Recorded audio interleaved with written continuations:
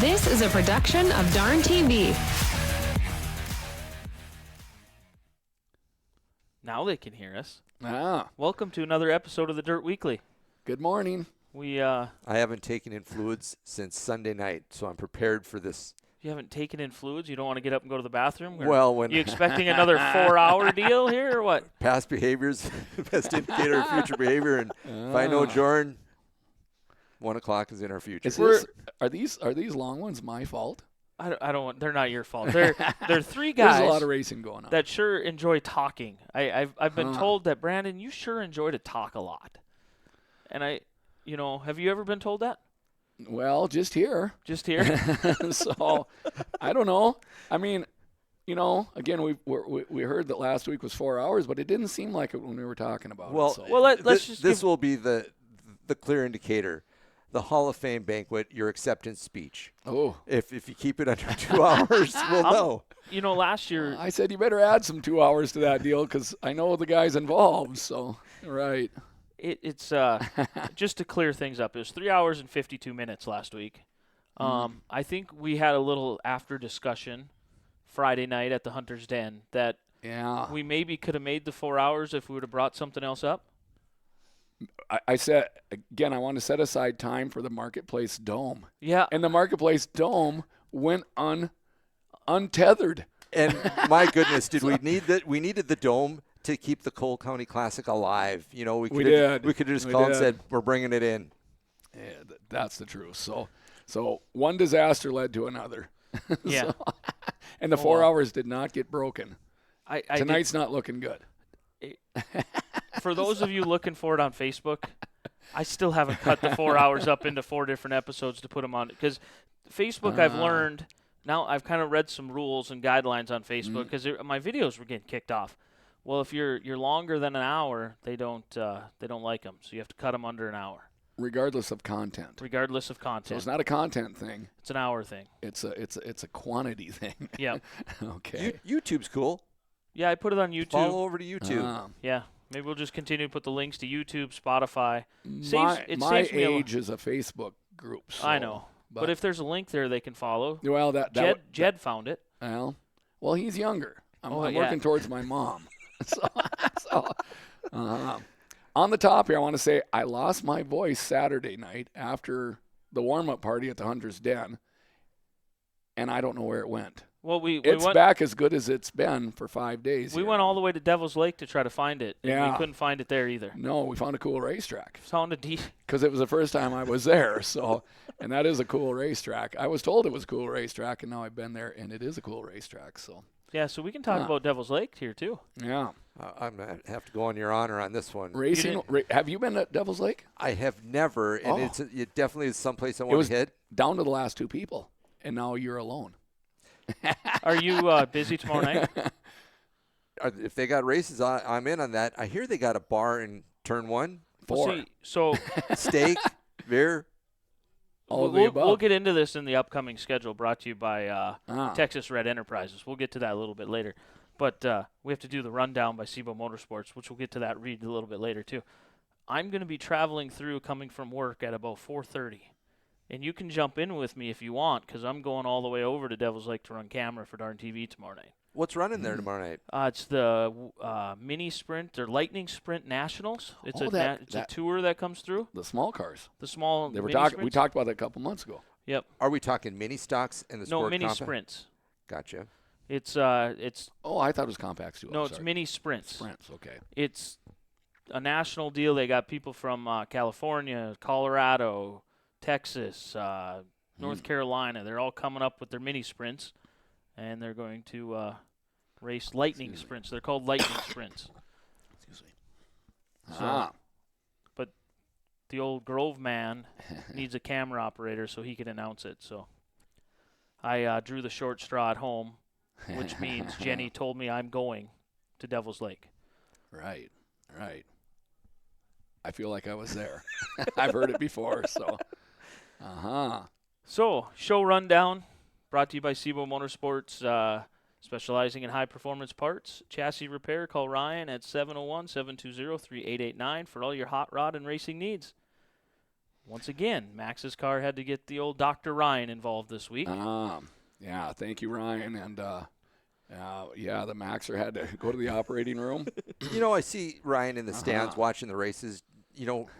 When he sees a car maybe get knocked around, bumped up, he's like, oh, we'll see him on Monday. That's money in the bank. Or wait for the phone call. Yeah. Because it is interesting, because after I saw Max get bumped around, and I saw Ryan go downstairs, and he came back up with 2 beers.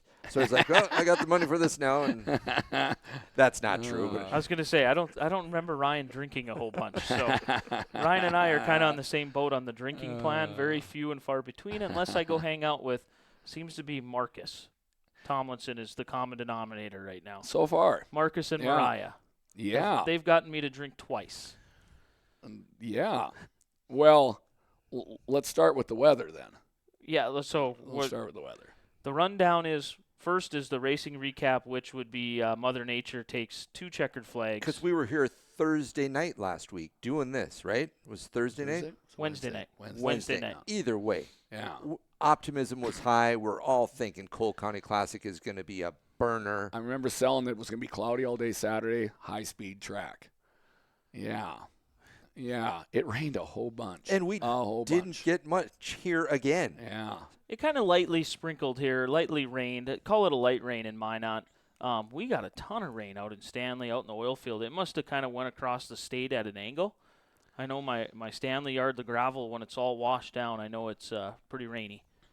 Had some phone calls. Actually, Travis had called right away in the morning, said he had over an inch of McGregor, and like you say, it must have cut across at an angle and missed Minot. But we had videos from down there in Underwood and Washburn both, and at least it wasn't a hard call, because it was a hard rain, and with no drying in sight and whatnot, we were forced to cancel the Cole County. So Plan B had to come in. Yeah, and nobody knew anything. Marcus texts me that he's on his way to the Hunter's Den out to steak night, and that he's west of Minot. I'm like, well, and steak night's a good time. And so one thing led to another, and I'm over working on the 5 car. I took full advantage. I took half a Friday off to go to Underwood and work. You guys timed it perfect, because I was at the office, and I jump in my pickup, and I pull out of the office, and I start my drive, my 45-mile drive back to Minot, and no more do I get a mile away from the office. All races in Underwood are canceled. Well, I ain't gonna turn around. You've been a little got you coy. out of work. You've been a little coy since your nice run up in Estevan. You're like, well, I might race, I might not. And that itch was getting scratchy, and you needed to get after that. No, the problem was we try to teach Max to work on his damn car. Working on the car makes it faster. A car that's well put together, maintenance makes it faster. And here I am with a 5 car that I won with an Estevan that I hadn't even touched since Estevan. With a possible sticky left front caliper. So still. I had to. They're gone. The calipers are off. We got new ones on there. Brakes are probably too good for my liking, but we're gonna go with good brakes over no brakes any day. So and ones that release. Yeah, I'll just. I took the time since I had half the day. I took the time. I repacked all the wheel bearings up front. You take everything apart while you're there, and you do it all. And then I went to the back, and I kind of did the same thing on the back. Took all 4 springs out of the car. I didn't even know what springs were in this thing, so took all 4 springs out. The ones that didn't have markings, took them over to SIBO. We spring smashed them, get the spring weight so I could write it on there. So now I have an idea. I have a baseline setup in the car, so now if I need to make changes, I know what to do to make changes. The problem with that car is the most important thing for that car that you need to do, because you drivers are really obsessive about this type of stuff. That 5 on there has got to be driving you nuts, and you want to get that off of there and get a 40 on there of some sort. No. No? It's under the radar. Under the radar. Who dat in a 5? I think half of Oktoberfest last year, people looked at the 7 of Loafman's car going around out on the track at Mandan, and they go, damn, Loafman's having a good run here. They had to look at my race pass to see if it was even me. You know, this is a good point right here now. Now, Max has taken possession of the 47, so he owns it. What does that leave you in the event that you want to be, as Craig say, 40-something? Who are you? 45? In this case, would only need a 4. Yeah. So, I could throw a 4 on there. Has there been a 45 in the beater camp? Oh, yeah. There's been 45 started out as at one point in time. Who was the first 45 we had? Most recently, it was Andrew Sebastian. Drove a 45 for one summer. My old SIBO car. We gave it to Andrew. He put a wrap on it. I can show you a picture. I might have a die cast somewhere of it. That was the most recent 45. There was another 45. Who drove a 45? I'll have to ask Brock. 43 has been Jared Campos at one point in time, and Brad King was the most recent 43. Yeah. 44 started as my cousin Kyle Beater, and then rolled into Tim Anderson. Tim Anderson is 44, more for his dad. Yeah. But it just fits perfectly as Tim being one of my best friends. 44 fits into the whole 40 numbers thing. 42 would be my Uncle Pat, and then there was another 42 that we had running around on the track. 41, Chad Hassan worked out of our garage or shop or hung out with us for a couple summers. Chad Hassan actually switched his number from 711 to 41 for that half summer. The only one that we haven't touched, 46, is Kelly Ramble. Yeah. That one's kind of been Kelly through the whole thing. 49 we haven't touched because that's always been Laudenschlager. He's not a part of us, but 49 has always been Eric. We've never went up to the 49 thing. So, again, Joren, if I could rest my case here, again, being coy, the 40s obviously mean something to him. He's got a whole It's not even the 40s. It's just we like to keep the numbers. Brad King started out, I think, as 99. And we said, if you're going to hang out with us, you need to drop down to a 40 number. Yeah. And then he quickly moved into that 43. He was a 43er when he first showed up. Where does the 67 come from?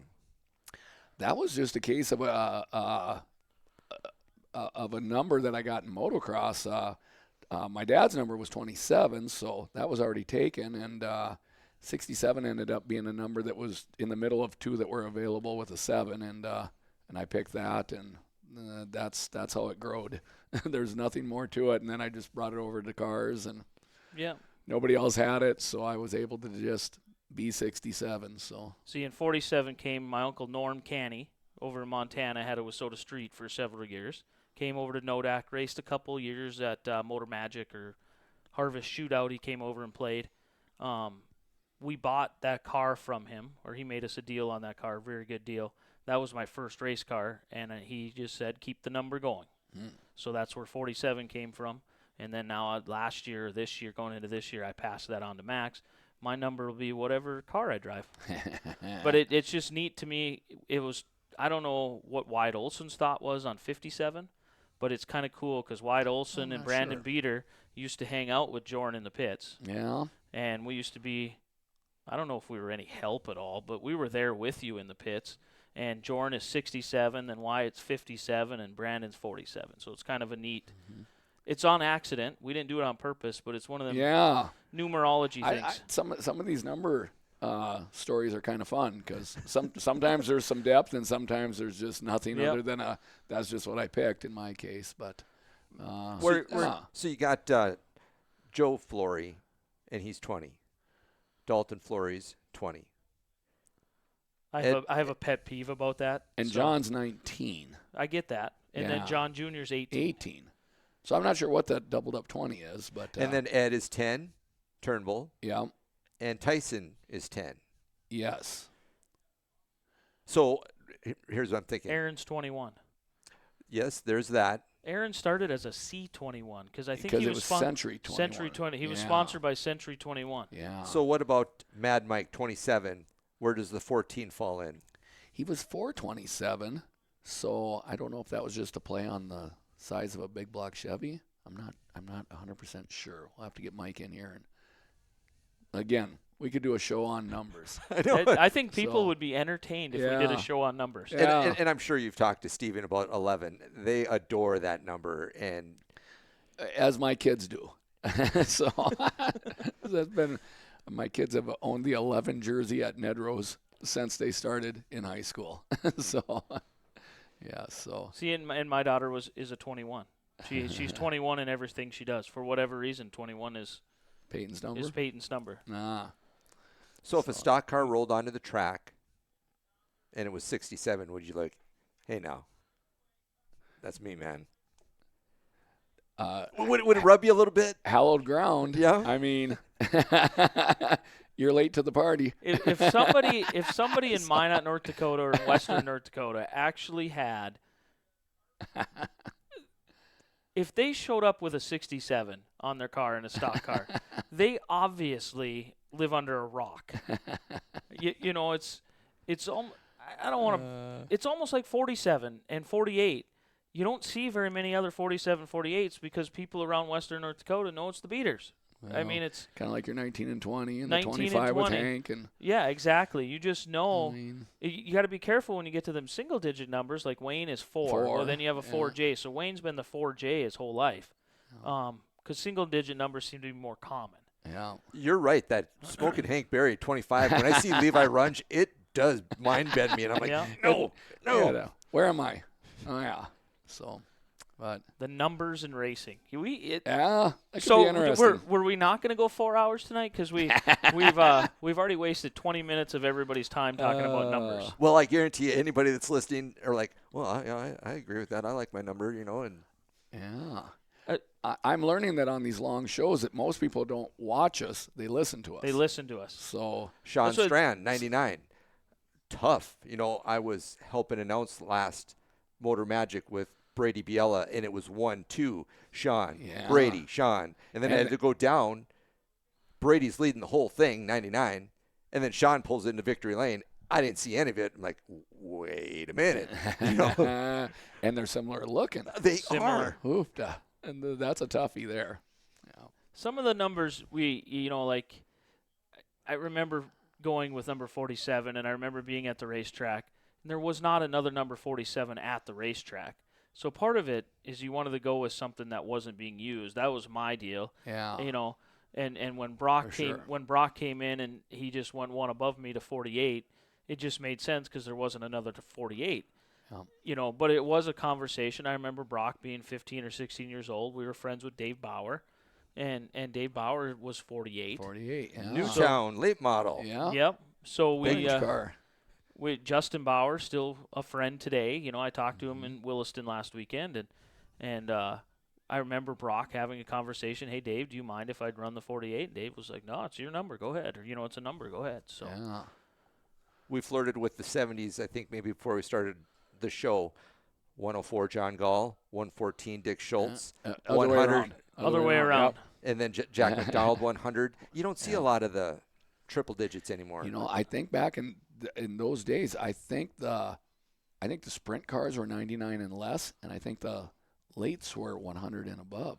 It was actually a deal where they were divided. So there was something with that. I remember the history. 30, so. Maybe it was 130. Maybe it was. And again, could be the more you talk, the more interesting it gets. True.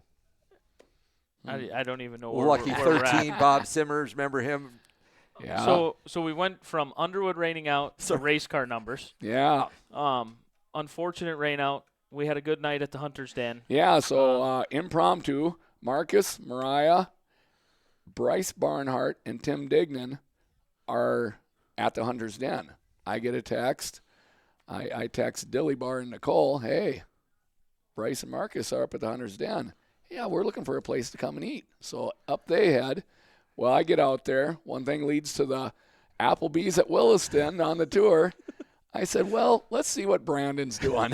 So the Hunter's Den, that's in Foxhole. That's in Foxhole. That is not even close to where you guys should be. Okay, well, let him continue this, because I brought this up when I walked in.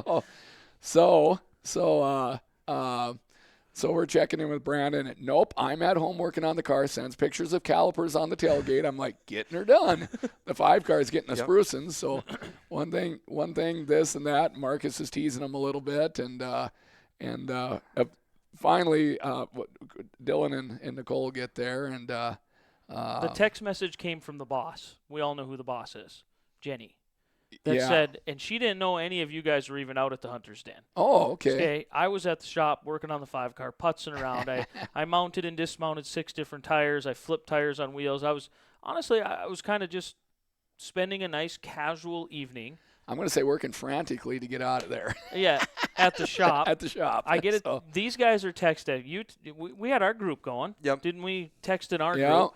And then Marcus was texting me, and then, kind of going back and forth, and I go. Somebody got to Jenny? No. Jenny texts me and goes, I'm bored. Yeah, that's what Marcus said. Yeah. Jenny goes, I'm bored. And I go, oh, well, I guess. I texted Marcus, and I said, where are you guys at? And he said, the Hunter's Den in Foxhome. Yeah. I said, well, let me go home and change, and I'll be on my way out with Jenny. And so that's where that's where the impromptu started. Yep, and then I walk in. And the first thing I say as I walk in, I look at this group from Washburn and Underwood. I mean, you're Minot. And I say, just out of curiosity, how does this group go from canceling the races in Underwood, living in Turtle Lake, living in Washburn, end up 24 miles or 20 miles northwest of Minot? Like, what are we doing here? Because I wasn't going to go drinking anywhere with them or go hang out with them if they were in Underwood. I wasn't making the 60-mile trip. But Foxhome is close enough. You can go out and come back. So, fun night, though. Yeah. I don't remember what the answer was. I was going to say, you got to finish the story. No, there was no answer. Actually, what it was is Tim Dignan had some raffle tickets. So the meeting place became halfway in between Kenmare, or not halfway. And that's about quarter. Yeah. So, So at any rate, got caught up on some raffle tickets because, of course, that drawing went off and the 5 winners were chosen. But on Saturday night. On Saturday, yeah. So yes, so that happens. The rainout happens. That's unfortunate. We're still deciding on if there's any common sense moves we can make here with the Cole County. We hope to have an answer by Friday. That's about all I can offer at this moment. I saw that. I believe it's Marcus who's writing the posts on the Mclean County Facebook page. Yeah. And he mentioned that wasn't real interested in middle October, anything like that. So what about like a midday Saturday, midday Sunday, middle of October? So there could be some really nice days there. Yeah, there can be, and then there again. I think we're all soul searching on that at the moment, trying to. That sun's not going to be battling you. You know that. Well, the heat won't be if we were to wait that late, and it's just unfortunate. I mean, it's. Nobody wins when it rains. I mean, nobody wins. So I imagine the phone calls were just never ending. Well, and it's an awesome event. Just to reflect on when we schedule. I mean, we in Underwood asked for 2 weekends, our fair weekend and this Cole County weekend, and the rest of the tracks worked with us. That's so important. So we want to make sure we're in the right place with everybody if we're able to put one together. We want everybody's blessings because we're going to have another fall meeting. Yeah, so, your concession stand's loaded, ready to go for the classic. And it is, and it still is. So this is tough. I mean, this is tough. We got 3-day weekends nonstop from now till Motor Magic. It's so super hard. Boone, tough. Because I can talk from, I try to put my hat on whenever something like this goes on. I seen the Facebook post and I seen things going in all kinds of directions, and I seen weeknight recommendations, and I seen Sunday afternoon recommendation going to Minot the next, that night recommend. I see 2 days, shoot 2 shows 1 day recommendations. I'm telling you, school starts next week. Yeah. The weekday shows are done. Yeah. Not to be. Well, the week they are. The week if you run a weekday show, if you try to run a Thursday or a Wednesday and a Thursday, not to be like Debbie Downer. Something. it takes me leaving work by 5 o'clock to get here for the Dirt Weekly. You know what I mean? And if you make me do that 2 nights in a row to get to Underwood, you might not have me one of the nights. It's and not you guys can run races without me. Well, it's not the same as it was last weekend. That's just the comparison. It's just everything is different now. Right. So there's so many dynamics, and then you try to roll that weekend in October. If you're gonna schedule a weekend, you tentatively schedule that October weekend, and you just see what the weather's doing. Yeah. And if far out, if the forecast looks, if you get up Monday morning or Tuesday morning and the forecast is 38 degrees both days and that ain't gonna fly. Windy, you just throw the towel in, regroup for next year. That's all you can do at this point in time. Everybody's soul searching right now and see if we can come up with something logical. But like you say, school starts next week, and school starting is as much of a jar to society as the time change. I mean, it's big. We had a dream scenario sitting at the Hunter's Den where I took a promoter hat and Marcus took a promoter hat and Joren took a promoter hat, and we settled it all right there. We knew exactly how we were going to make it up, but we can't. It's one of them things. If 3 promoters sat there of 3 different racetracks, you could probably work it out and make something happen on a weekend. Yeah. But it's super hard. Everybody is established on their schedule. Yes. And and people have taken time off of work to go to them. So what if you kind of made them into a tour deal? You know how you got Motor Magic Minot owns 3 nights, or is it 2 nights? 3 nights.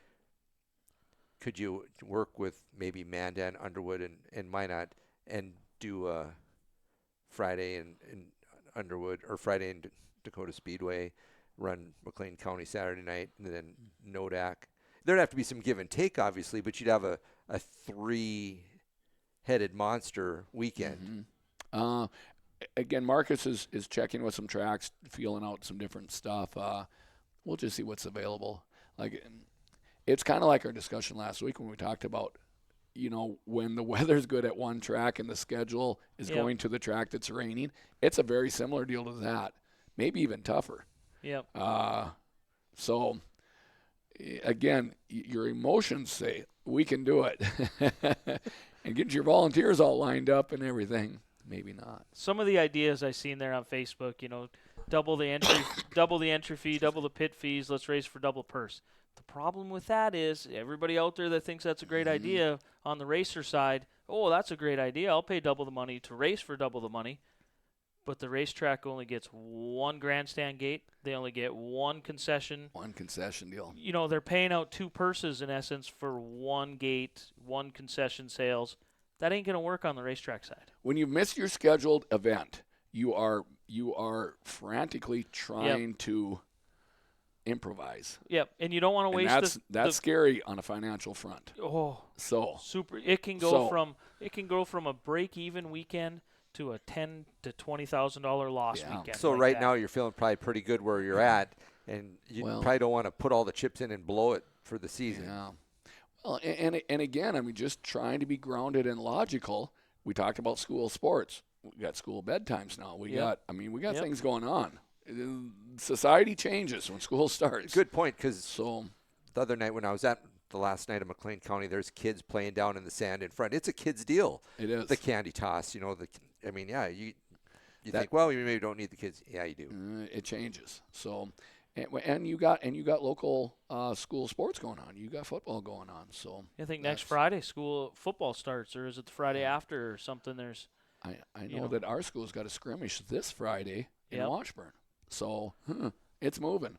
So we go to you go to Washburn for the scrimmage, and you end up in Carpio for dinner. Is that how that? Well, Well, we Makes think we're sense. racing in Williston. But either way, we could end up in Foxhole. They're waiting for us.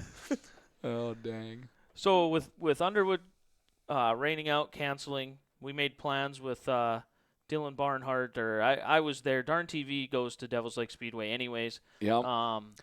They had late models. Dylan wanted to bring his late model. So we made plans to ride together. We ended up, more people jumped in with me. We all ended up in Devil's Lake. Your first trip. My first trip. Yep. And like you, Craig, I'd heard about the steakhouse and stuff like that, and they've got awesome lights. They've got not a big track. I'm going to call it a quarter mile. I'm not sure what they call it, but it's a high bank deal. It's a botno rugby with a lot of bank. Would be my one reason why I've never really reached out to that to go there is you're not there. You're not there. And it's the completely IMCA foreign. stuff isn't there. It's a Wissota-based deal. The wingless were scheduled to be in Underwood, so with our Rainout, they were not scheduled to be there, so they weren't there, but they're there often. Again, they had, let's see, what do they have? They had pier stocks, Wissota street stocks, Wissota B mods, late models. Yep. And a trophy class.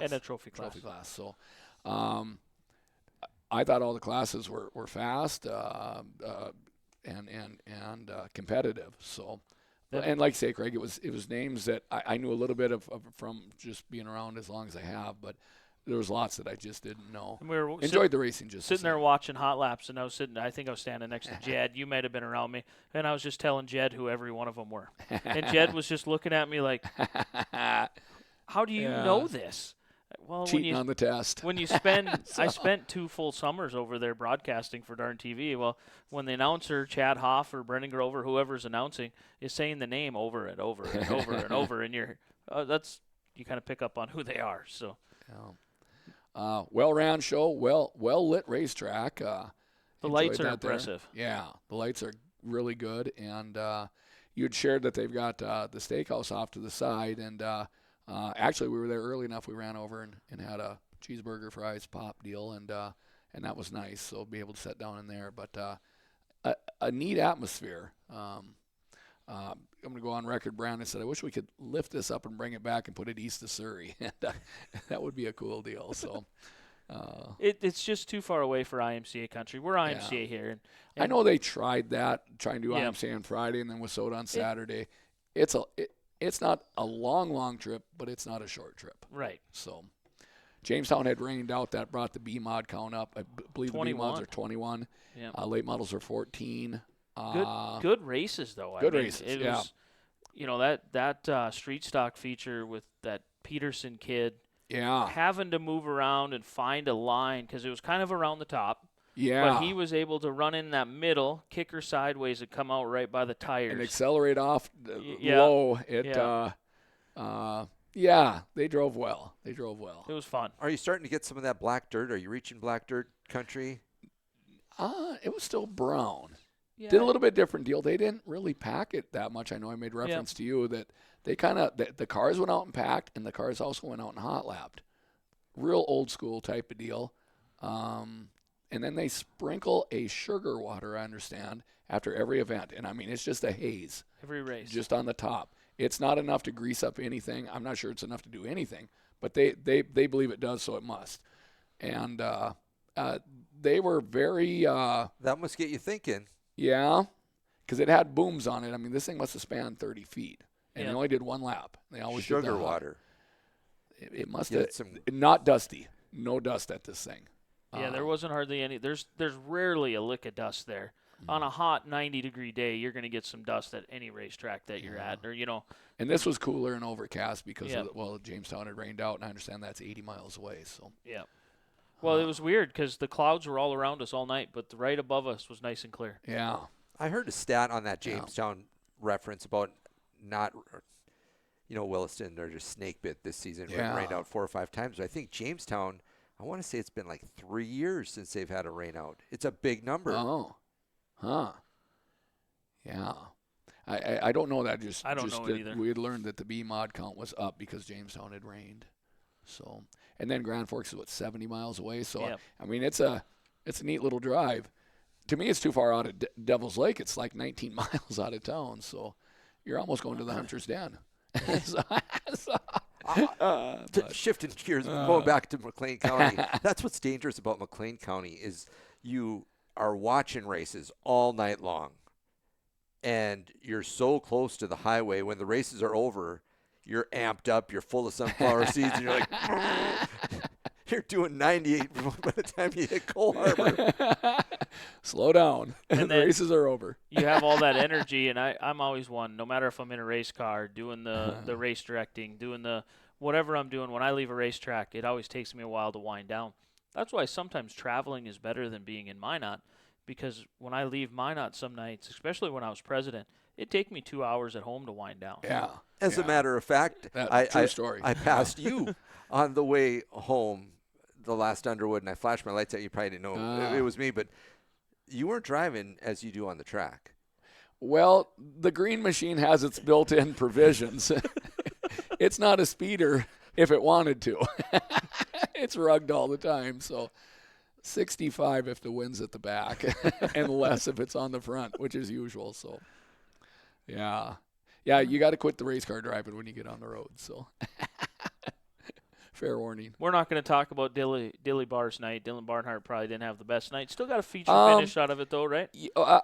Yeah, I mean, what we learned by the time it was all said and done, he had a battery charger that had some broken wires in one of the clamps. And it's that time of the year. Just a public message to everybody. We roll up our cords all the time. Yep. Whether it be our chargers, our timing lights, our things that are tire grinders or whatever. And it's that time of the year when wires are breaking inside the insulation and you don't know it. So he went to go jump in for the heat race and the darn thing wouldn't start. And we thought it was a battery deal. We were able to borrow a charger from a next door neighbor. Got him going for the feature. So Dylan didn't get any feedback from the heat race. He did hot lap, and at that he had some misfortune. He pulled his steering shaft off the rack. Fortunately, he didn't run into anybody or anything. We were able to repair that, and in the feature he did jump up and go forward a little bit. He was just I want to say he was set up with too much. Do you want to call it dig? Yeah, dig. I was too trying much to dig. Too much dig. It seemed like he'd go in the corner. He was and go, jumping up and down, and he had some wheelies going on, and we needed to pull the left side down and keep it down. But he held on for a finish. Car still runs. He's looking to go back in a couple of weeks, and like I say, racing always keeps you humble. I mean, the darndest things can really set you up in the wrong direction. So. But it was a fun night overall. Yeah, and I rode with Dylan. Then once your car started filling up, and I thought we had a good time. It's neat to see a new racer too. Jordan Purdue was hanging out with Jed, and did Jed ride over with them? Yeah, guys? Jed rode over with them. My brother Jed and Damon rode over with Jordan, and you know him from work. From Jordan work, and I worked together 10 years ago, so it's him and Wyatt have put together a trophy class car. Ran it a couple times in Underwood. Got the racing bug. Of course, trophy classes in Devil's Lake, so they went over there. And they were by last night looking for some wheel studs. So again, they've got the racing bug, and that's what the trophy class is for. I'm excited for that. When I had a brief conversation with him, and he was talking. He goes, I'd really like to get in a hobby stock, but I don't have $20,000 to spend. And I go, give me time. I'll get you into one for about 5 to 6. You just give me some time. Yeah, Jed had made reference to that then on Sunday because we were sitting together at Nodak there, and that you had already sent him a couple. Sent him some pictures. So, and he was with Jed in the grandstand Sunday at Nodak here. So, their enthusiasm is high as some of the rest of us are kind of getting beat down. They're getting excited. So. Jordan, it's one of them deals. I'll help anybody get into racing. If he wanted a sport mod, I'd help him find a sport mod. It doesn't matter. It's, another person getting in a race car. $20,000. That sounds like a heavy hobby. There's $20,000 hobbies out there. Yeah. Unfortunately. I don't necessarily mean it that way. They just raced on the TV over there. I definitely know there are $20,000 out there, but just the term hobby. Yeah, that's a heavy. It is. Yeah. It is. So then the irony. So then we had a few hours sleep, got up and rolled into the old Nodak Speedway on Sunday. After the big break, first night back, didn't know what to expect with the Legend qualifier. I don't think anybody knew what to expect. Well, we were hoping for big numbers. 50? Yeah. That certainly was some as of as the day wore on. One of the changes this year, it's kind of slowly been going this direction. The fair just doesn't seem to get their dang stuff out of the way. So Smalls was down there working, kind of by himself, and Brock and I went down and we dug the transponder loop in to get ready because we didn't have the loop in yet. Because I was going to do it Saturday, but instead I went to Devil's Lake. Yeah. So that happens. Sunday morning, we got up and went down there and then gave Smalls a hand moving some stuff around and getting everything out of the way to try to make it look like we meant to be there. Yeah. The fence out in the parking lot wasn't put up yet, kind of shuffled that stuff. There's still fair rides there. We couldn't park race cars out there. There was. I was surprised at that, and it just keeps you grounded on what this weekend is for Nodak. Yep. That's why it's been hard for you guys to really amp this Sunday up, because you're not 100% sure where the fair is at on exiting. If we would have rolled in with all 5 classes and 120 cars, we'd have been screwed. It'd have been trouble. Because the fair rides were still setting out in the pavement parking. Yeah. So you couldn't park out there because there was still stuff there. And there was still stuff by the grandstand. Even to get into the grandstand, you couldn't get in on the side, the pit side, because that stuff was still there. And the track, the front stretch, it looked beautiful when you first got there, and it looked like it meant to be, like nothing had ever happened. But as the night went on, it seemed like there might have been a little bit of a... Turn 1 had some... the transition. Yeah, the transition to Turn 1... All the lasers in the world. You still needed to see some cars go around. I'm telling everybody out there that Brock spent, I bet he spent an extra 8 hours working on the transitions from 4 to the front straightaway to Turn 1. And he was actually very, very optimistic going into it that he thought he had it figured out. He thought he fixed the transition into Turn 1, because even before fair there was a little bit of a hump going in the corner there. Yeah. It's a weird, for those that don't work with dirt. So you're working with 3 different, combination of angles, 3 transition of angles. You have the actual racing surface itself. You have the ramp that comes from the middle up and over. Then you have the front straightaway that goes up and over. So you're working with 3 different transitions. The curvature of everything. The curvature. Yeah. Transitions of banking, degree of banking. So when you're trying to lay that in there, and you go from, if anybody went to a fair concert, how deep was that dirt over there in Turn 1? It was a mountain. Yeah. Right, exactly. So you're moving over in the Turn 1 side and the Turn 4 end. It's 5, 6 feet worth of dirt you're trying to lay in there. At the right curvature. And hard. Yep.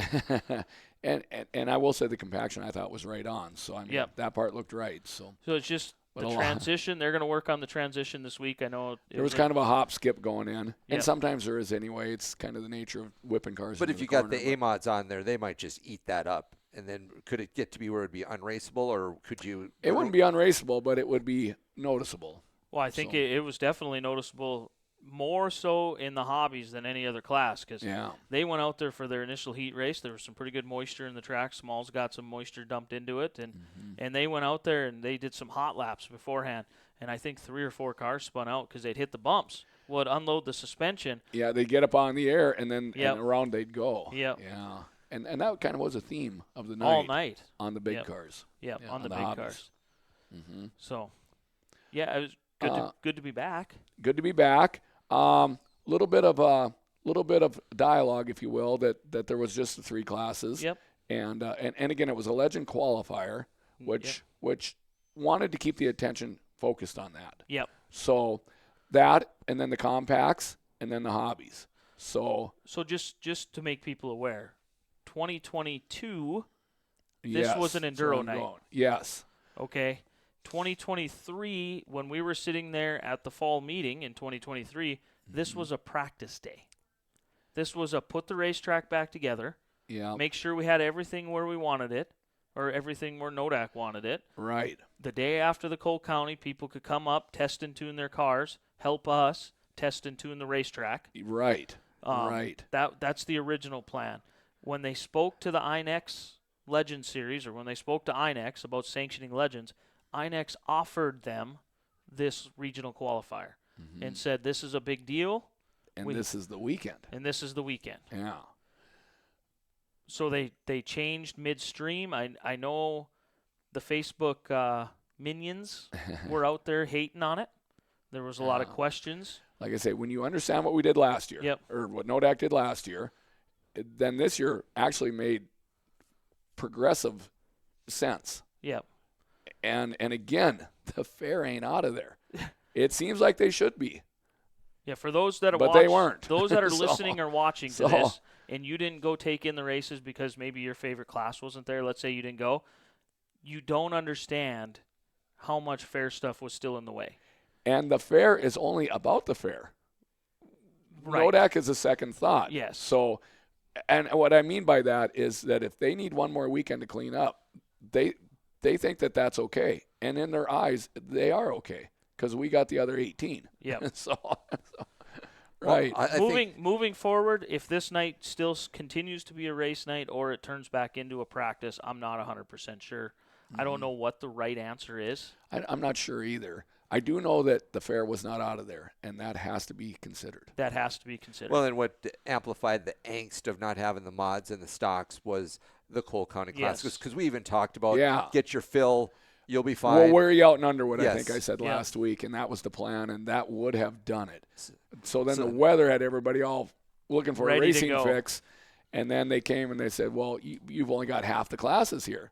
Well, it's exactly half more than we had last year. Okay, now to our thought process about if there's a rain out during the mod tour, can you hop to a different track?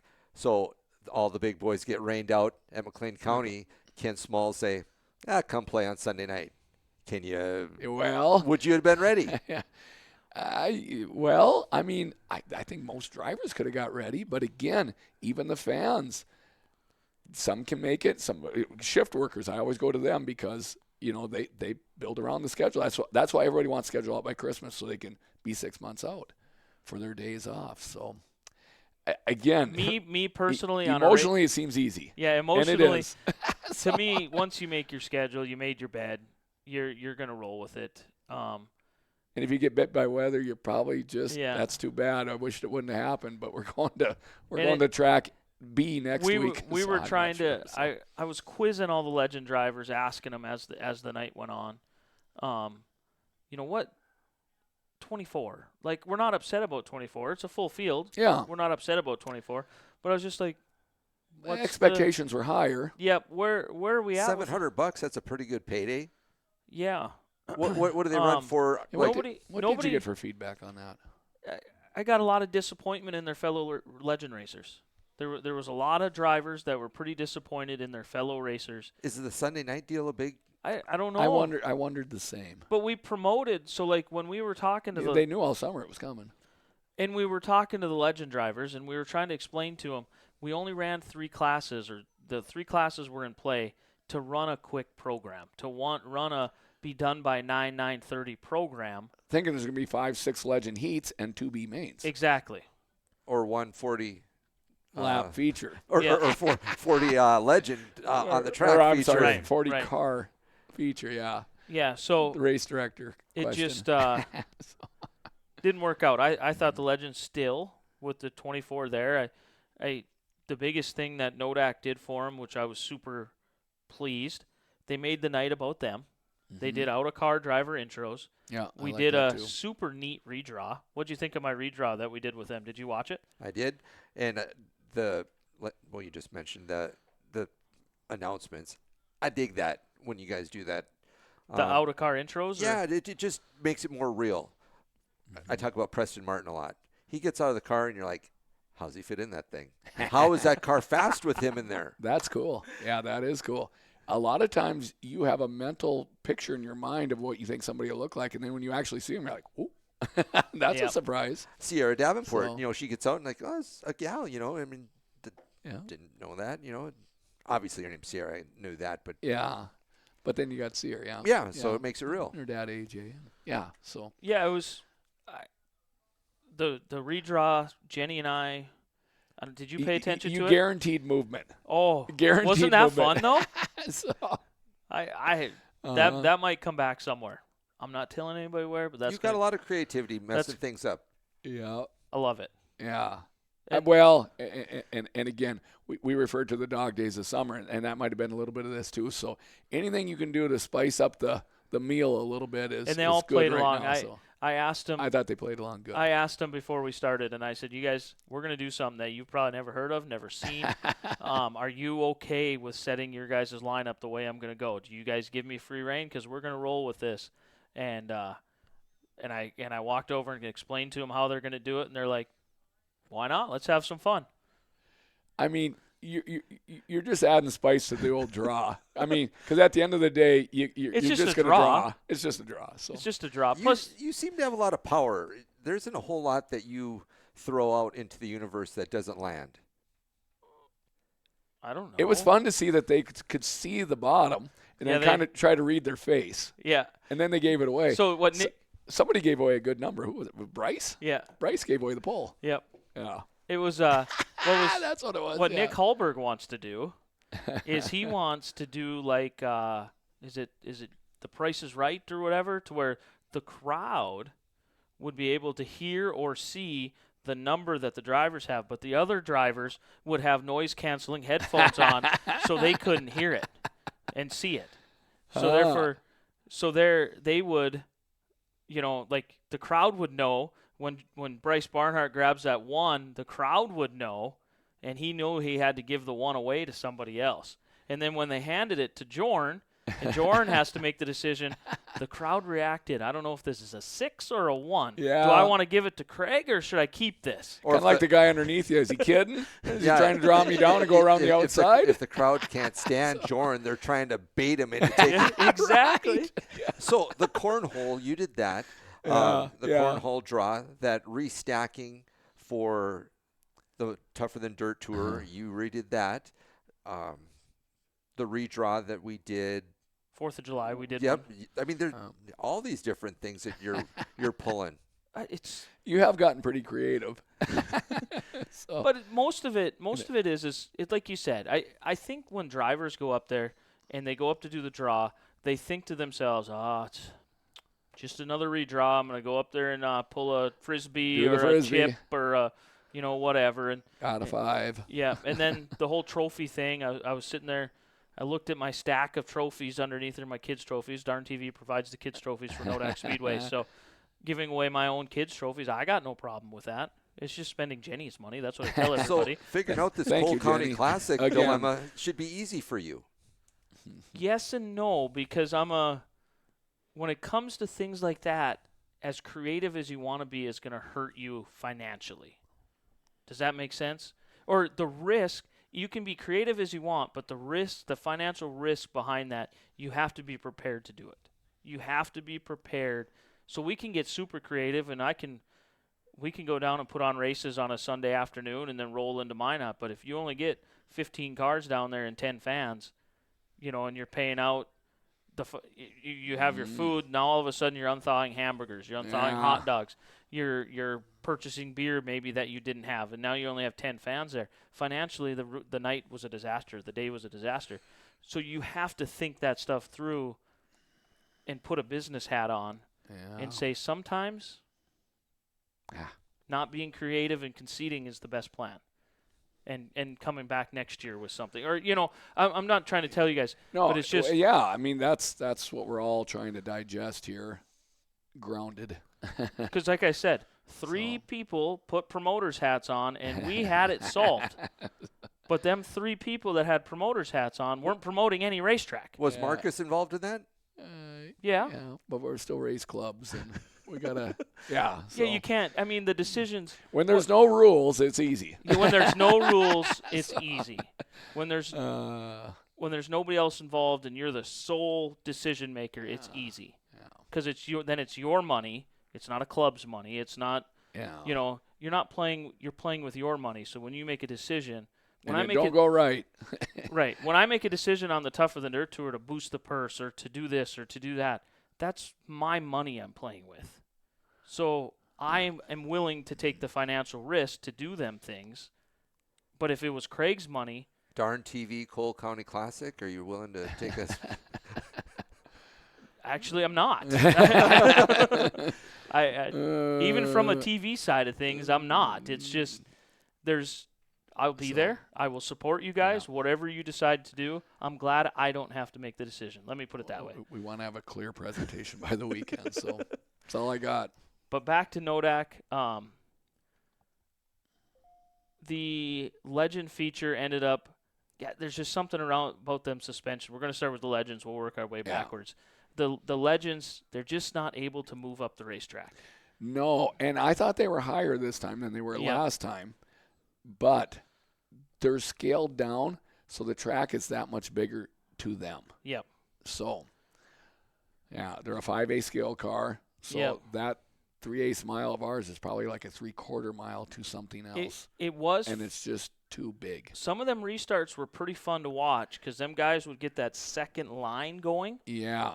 But I think instead of being faster up there, I think they were taking advantage of maybe some slower bumper cars at the bottom. A little bit of busyness. Yeah. But Nodak shouldn't have seemed big to them when they're running Dakota Speedway every week. Yeah, but rarely at Dakota Speedway you don't see them up high very often either. I guess to finish my comment there is that's what forces them so far down is because it's just so big to them, where it's not so big in a full size. Again, I thought they were higher on the track than they were in June, but it didn't move around in the front. Although again, you did have the draw, but again the good finishers were going to start in front. But a guy like Preston Martin, who got in somebody else's car, 22. He started in the back and drove all the way up to 5th. 24th to 5th, there is some movement. Yeah. And he was one of the ones that was able on all them restarts because it was they had quite a few yellows, and on them restarts he would start on the outside, and it seemed like he could make maybe a couple cars and then drop down into line or whatever he needed to do. Was able to find that opening. Yep.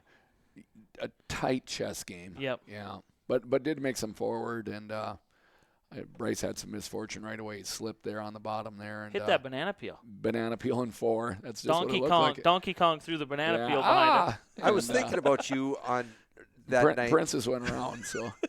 Remember when your hood was parachuting on you? Yeah. That happened to Preston Martin with his hood popped up in his heat. Yeah. And he kept driving, and I think he finished 3rd maybe in his heat. How is he seeing anything? Well, I was trying to eyeball if there was a crack underneath the open hood. He's certainly looking out the sides, but, man, it didn't seem to slow him down much. I don't even know that he lost the position. He certainly lost his ability to go forward, but, like I say, sometimes the hood comes up. You can still see a crack underneath, the curvature of the hood, but and then also on those Legends, out the sides. There's a game that they play, and I don't know the rules on it, but on their front fenders, some guys they just put bullet holes all through it, and I'm not sure if that's for wind drag reduction. I think it's air-cooled engines getting some airflow through, isn't it? Probably. But some of them are just like Swiss cheese. I mean, they got all kinds of holes on them, and some don't buy into it, and they're just solid. Yeah. I would think that those big fenders would just be.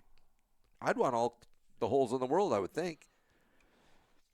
They are air cooled, so. Yes. So. Except for I think the fuel injected ones, the FZ09s are liquid cooled. That's liquid. I believe so. I'm not a Legend connoisseur. So. Yeah, I know that they're starting to get injection, electronic fuel injection on them too. So I'm not clear either. So. And the color commentator that Nick had with him didn't know anything about Legends, so you didn't learn anything on the broadcast either. It's a tough job. Sport Compacts almost had our first winner, or a first-time winner. First time, yes. Tiffany Tuchser led 14 laps, or 13, or not 14, all but 2? All but 2, so I'm I think it was 12-lap feature, so 10 laps. Yeah. 10 laps. Yeah. Pretty exciting. Mr. Yost and Tiffany Tuchser, I think they're starting to build a little bit of rivalry. About a month ago that they were battling, and Tiffany got into Chris a little bit. And then actually Chris rallied back and gave her a nudge back. And I'm thinking, I don't know if that's the gal that I'd be playing with the crowbar. Because I don't know what's worse, poking crowbar or poking his wife. Well, that doesn't sound good. Chris, he said it. He said it. I'm just listening. But anyway, I wouldn't mess with her. So I got nothing. So then they get to the feature, and, Chris gets by her, and they're going into one, and I don't know if it's intentional or not, but she gets in his door, and it looks like he's going around. But somehow she gets into him again. They straighten out, and they keep going. But it looks like they were complete T-bone at one point. That's the front wheel aspect, too. Part of it is he was sideways, but the front wheels, being front-wheel drive will help straighten that car out pretty quick. Kind of getting together was a straightening job. So. I don't think she intentionally did anything. Me watching that was a person that was going for their first feature win. She had just led 10 laps. She was adrenaline. It was adrenaline. I bet if you ask her to replay back the last 2 laps in her mind, she probably has no clue what happened. and it's not a rip on her. No. It's just that's how us racers get sometimes. She was focused and just – yeah.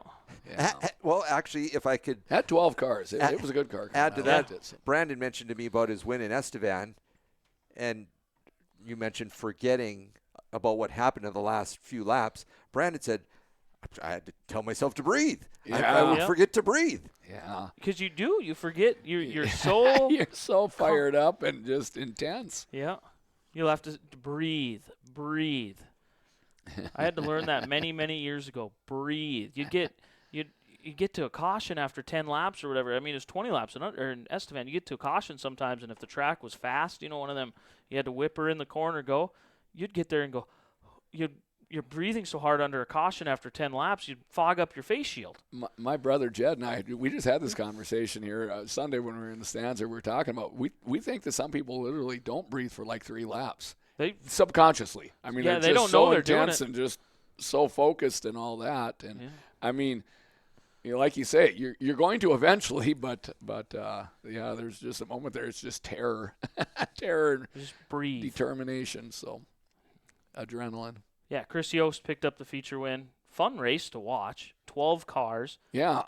You're watching the compact class maybe die off in other areas. Dickinson. Well, and it came up short here a while back, so they'd lost that. So they've gotten the message, bring some cars and bring some enthusiasm, and I don't know, I'm enjoying it. That they were here also the last time the Legends were here. Well, that's what's cool about the idea in Devil's Lake of throwing the mini stocks with them. That's how I'm reading that, right? Weren't they planning on doing that? For this deal coming up. But, the thing in Devil's Lake, which is at the end of the year, it's the same weekend as the fall roundup in Williston. In Williston, okay. It's all sorts of front-wheel drive. I think the rule is front-wheel drive. So when you say mini stock, I think they're – oh, no, I want the rear-wheel drive guys there. No, I don't think the rear-wheel drive. I think they call them short trackers, and they call them Hornets, and they call them compacts. And maybe there is some sort of mini stock out there that they call them. Or maybe you can't even find a Pinto or a Maverick anymore. Boy. Vega. I know that Town's been cleansed. in my mind – rear-wheel drive would have such an advantage on a front-wheel drive, just in my mind. And maybe, hopefully somebody someday will prove me wrong. But and I think that's where Craig's going. It would be fun to see that crisscross because it would literally be crisscross because it's 2 different ways of cornering. Well, the front-wheel drive would have better traction, obviously, I would think. For the most part, but it's gonna steer completely different. We talked about. So one would have some pluses, another would have some pluses and some minuses. The front wheel drive guys run the corner backwards. Right. I don't know how else to say it. They start wide open all the way, and then they let off to turn, and then we let off and then turn and get on it. So or rear wheel do it complete. The you're gonna have figure 8s in the corners. Yeah, it would redefine crisscrossing. So I think it'd be great. Let's research that, because if there's rear wheels involved, let's be there. Yes. I mean, if it's the same weekend in Williston, it's going to be tough. But it'd be the old school gang. Make sure somebody's videoing. New school. I want to see it. So. Hobby Stocks, Caden Appelt did what he needs to do with Kyler Satrin. Had a 5-point lead going into it. Has to put Kyler on notice. I think Kyler ended up 3rd. Picked up 2 more points on him. Caden wins. What did Nick say? 8 out of 13 that he's raced this year or something. Isn't that? I can't remember what Nick said there, but it's some staggering number. It's more than 50%. Yeah. Well, I'm trying to think of a night that. Yeah. Well, Mclean County, I think he's always on the gas. He's won. I think he won the last time we were there. No, Brenner won the last time. The time before that, Caden won. Brenner won championship night. 8 wins in 14 nights, according to my race pass. Yeah, so 55%. But that's impressive. A little bit of drama after the heat race. Caden goes out and wins the heat race, drove by Tech. I don't know if anybody noticed. Yeah, that was announced. Had to start tail in the features. So then you're asking yourself, Kyler starts normal spot. Which normal spot in that deal for Kyler is probably about 8th or 10th or so. Yeah, I can't remember if it was 4th or 5th row. It's right. 2 heats, so it's going to be. All right, so you drivers, that that's your normal deal. But for the fans, Tech, I'm used to you guys after the race is driving over the scale. Is there a more involved Tech somewhere after a heat race? Okay, well, I'm going to hop in because here we go again. The fair has not got all their stuff moved around yet. So what they had is they had the 3-window ticket deal that they used when you come in underneath at the Capri crossing there. So at that particular deal where you bought your 3-window tickets, that deal was laying across Teching, the Teching lane. So when you came off the scale, you saw that. What Teching wanted you to do was drive around that and continue back into the Tech lane. Easy to, with both the brake and all that stuff there, it was easy to forget that. Not in a wrong way, just in a, I haven't been here for a while. It wasn't obvious. Usually they're flagging you in. They're hiding behind the building because the building still hasn't been moved. Is it just the leader that gets teched? Typically with this bunch, with the Estevan Tech crowd, they've been doing the top 2 in the heats. Yep. So and that was announced at the drive. I listened to the drivers meeting before I went up, but it's not a thorough tech. It's a simple tech. It's just checking something. Hey, we're going to keep you honest in these few areas. The wheels and tires and whatever. Yeah. They're just going to keep guys honest. And so the boys are sitting there and Caden doesn't show. Yeah. Well, and it happened to somebody else. Sport Compacts. Sport Compacts, yeah. Yeah. So both the top 2 in the Sport Compact, I think it was Heat 2 or Heat 1, I can't remember. Neither of them went to Tech. Because I was asking myself, how did this happen? And then I'm sitting on that side, look over, that 3-window ticket deal is completely in the way. So it's covering the entire Tech lane that we're used to. So combined with the 4 weeks off, it all led to a human moment. So, but nonetheless. Made it interesting. Yeah, so Caden's tail end. It doesn't affect him at all in the points.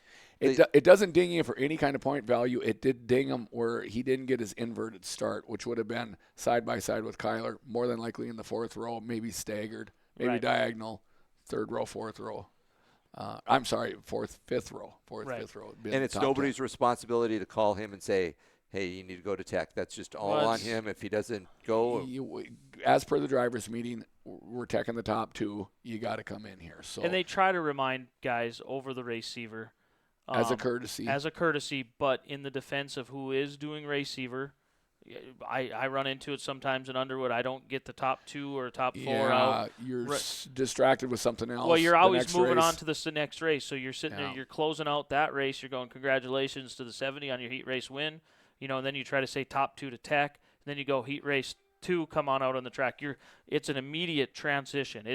There's no break. Yeah. So if it gets forgotten, it's a human moment on both sides. That's not required. Right. So it's just a courtesy. Right. Yeah. It's getting back in the game. Yeah.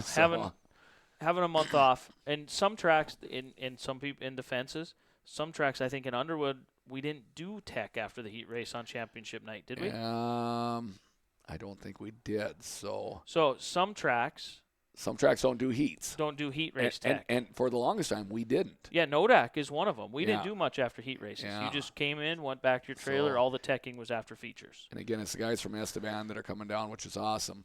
And Estevan has. But if you don't go to Estevan, you're not privy to that either. So you're just kind of used to the way things roll at the other tracks. So And the beginning easy oversight. I think the first couple nights of the year, I want to say Tech maybe was in the infield when Aiden was doing. Yes. So that changes. We actually come in there, we tacked, and then we scaled and went. Yes. Because he was doing track also. So we're just giving all the scenarios for people. They can. It's human. Many people are doing multiple tasks. Right. And it didn't affect a whole bunch. I heard there was some drama in the compacts. I'm not even going to touch that. Yeah. If you want any sort of it, talk to my daughter. She happened to be a fly on the wall, kind of behind what was going on. So I wasn't there. Don't even know what happened. Other heat race, old Max had her rocking and rolling. Yeah, he kind of. God, he makes me nervous. You said it too. He gets that launch and he gets the dig. He decided that he was going to pinch that guy off in the inside. I think it was Saxon. Wasn't it one of the Saxons? Yeah, he was outside pole, and he brought her down pretty quick. and down into one. Well, and if I could defend him on that, so the 2 races prior, he was on the outside, and he was lazy. To your guys' point, you said you need to be up there, and I was watching that, so yeah, I was too. He wanted to be seen. He was on the bars, as we say in a modified. Because before he kind of hung back and then wasn't seen, wasn't showing himself, so he was showing himself. Yeah, he made it known that he was going to drive it. I appreciated that correction. Yeah. I was on it right away, and so was he. So I'm like, all right. But when the inside guy knows you're there. When you take as much racetrack as he did, I told him when he come in the pits, I just looked at him and I shook my head and I said, "You were gonna get wrecked.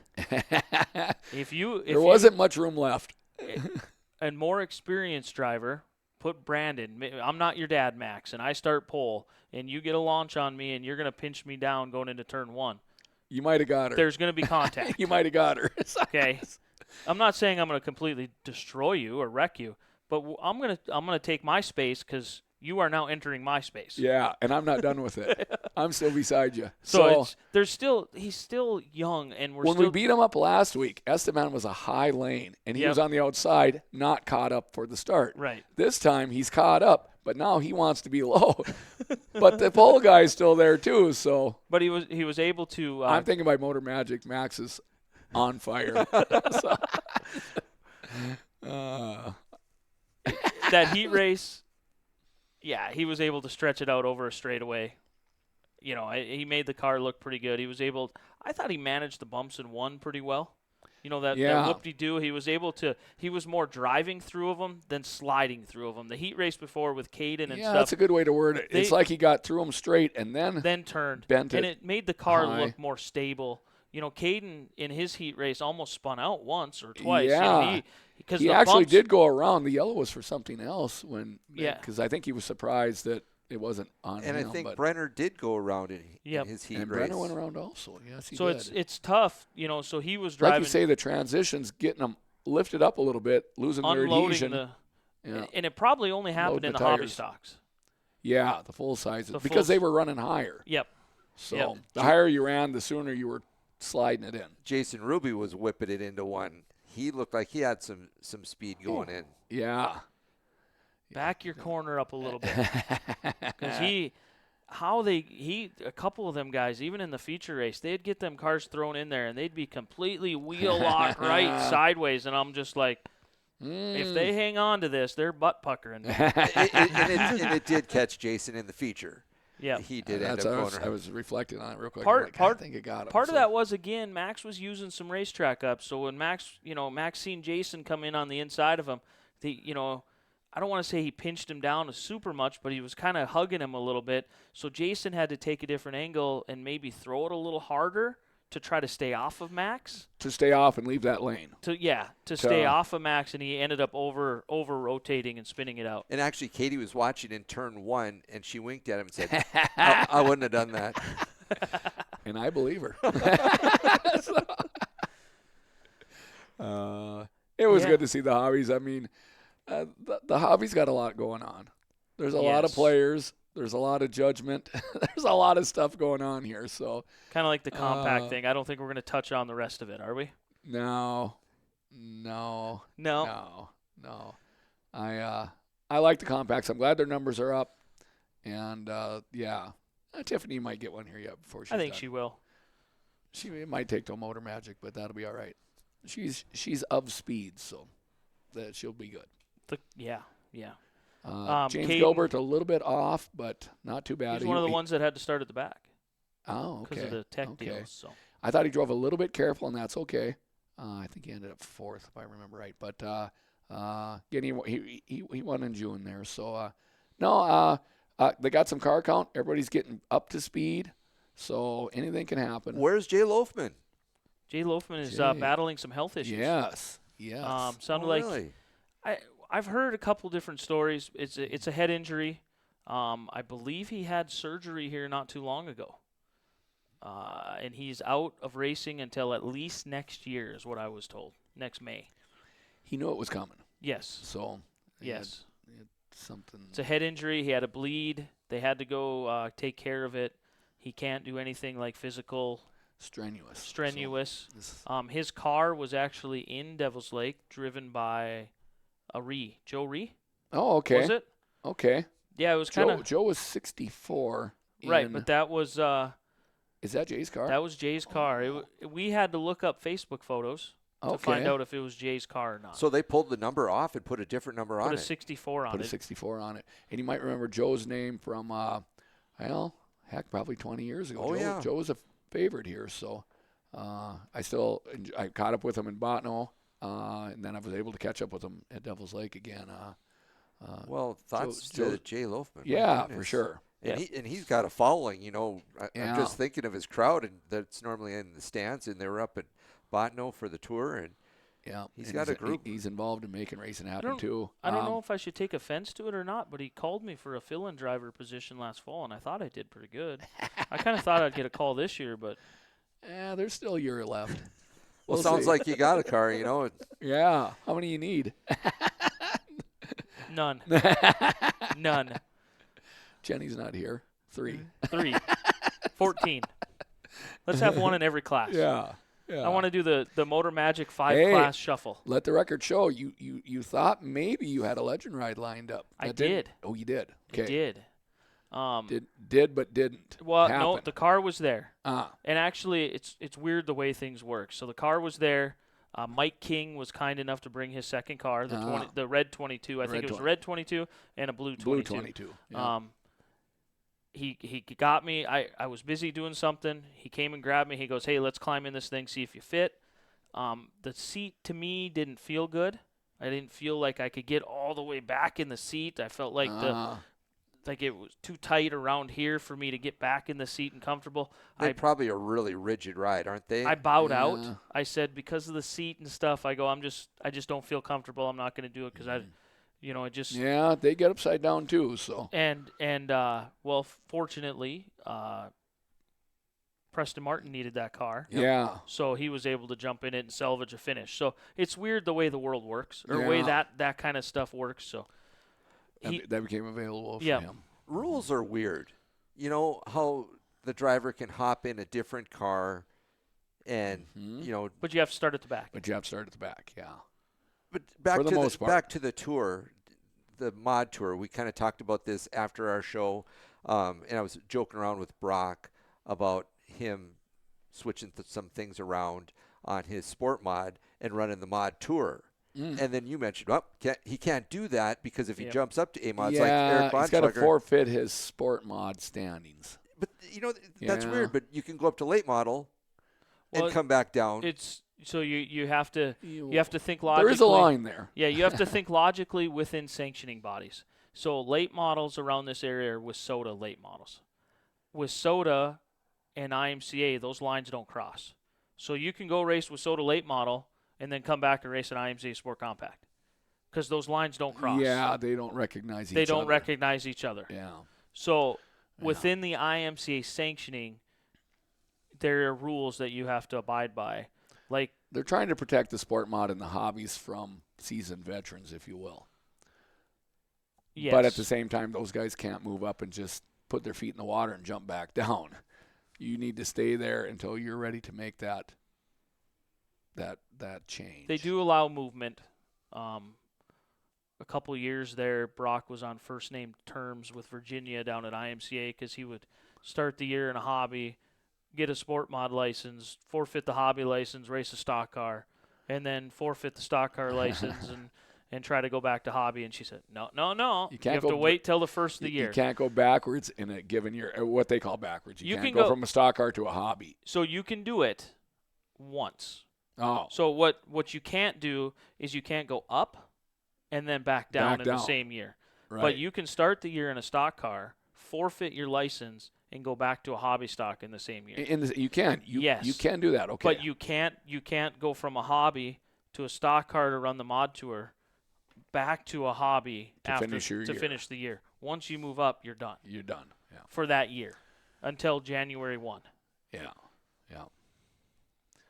Good explanation. So, just so you know. Because I was really having a hard time wrapping my mind around that, how Strickler can do it, but Brock Beater can't. Your example was fair, though. I mean, when the way you said it is like, that don't make any sense. But as Brandon just outlined, in the IMCA sanction, and some sanctions, I don't even think they even care. I don't believe they do. I know with soda, I think you can run anything you want. Yeah, because there's many Midwest modifieds and late model combo drivers. There was that Travis Sauer, the 1 year, he won the Midwest mod, the A mod, and the late model all in 1 year. Yeah.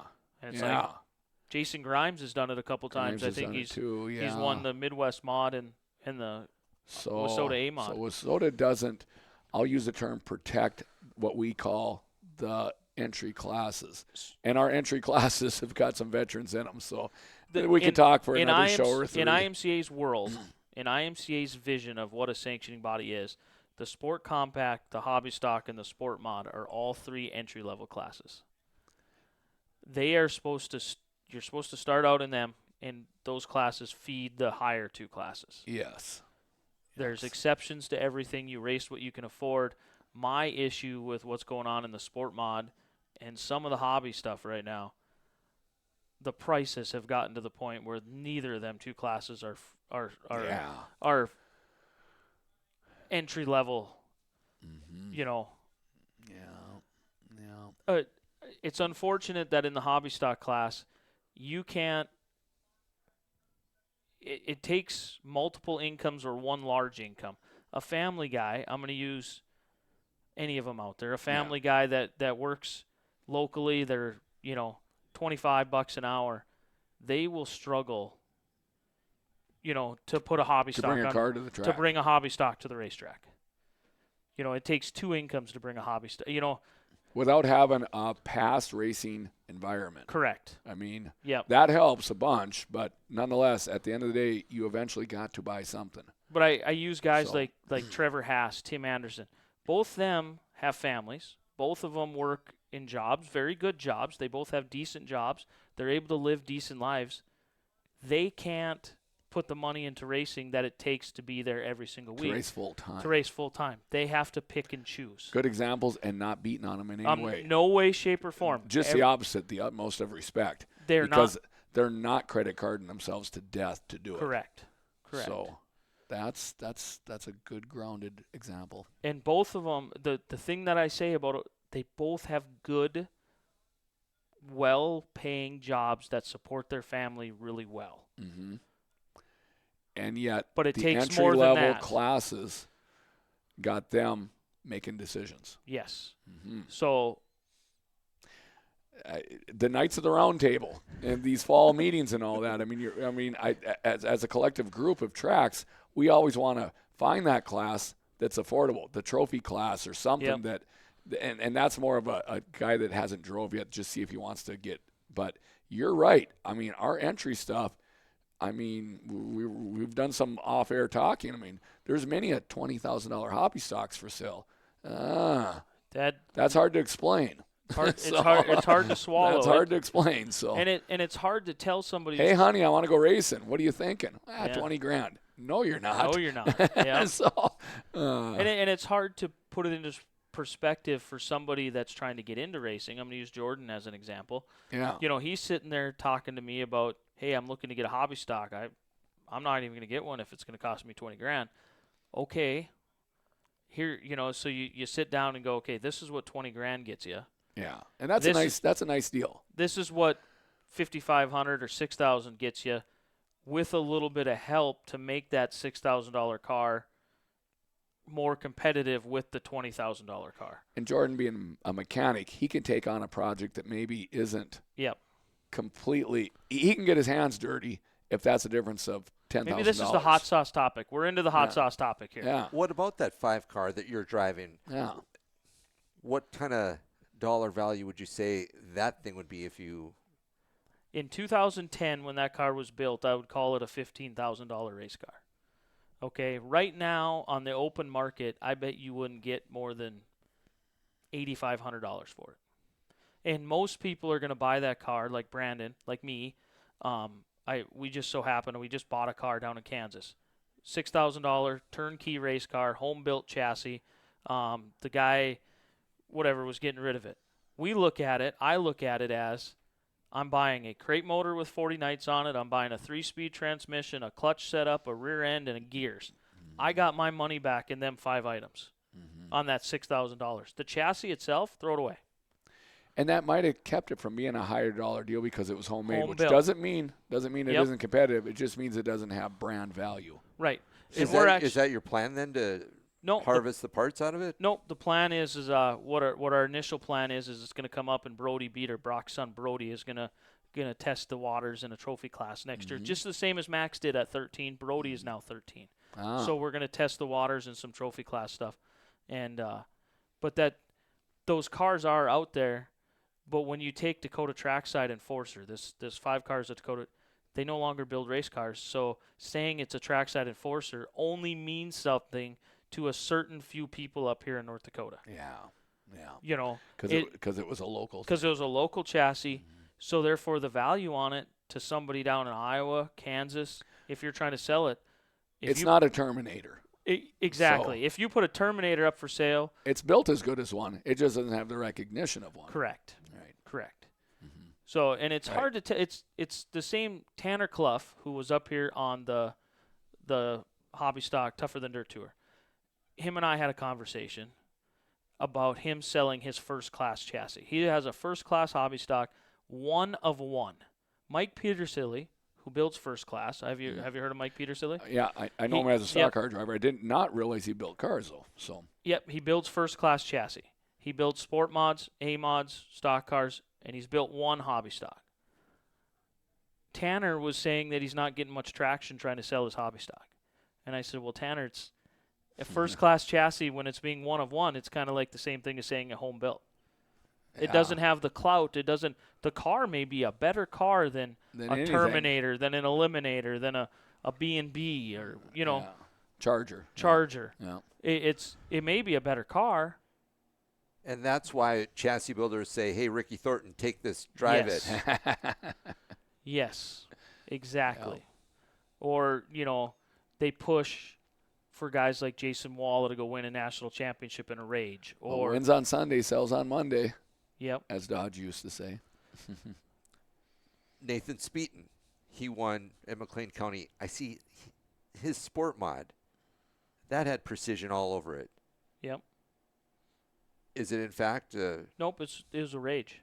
I'm guessing he had precision shock, maybe? Yeah. He had some. Yeah, that's what I would say. It didn't have Performer on it. It had precision on it, which was Rage's go-to shock guy. Yep. So I'm guessing he has similar shock package. Brock has the same precision shock package. Well, I think he's taken his off or some of his off, and he's went back to Gold Fuss. But I shouldn't give up Brock's secrets, I guess.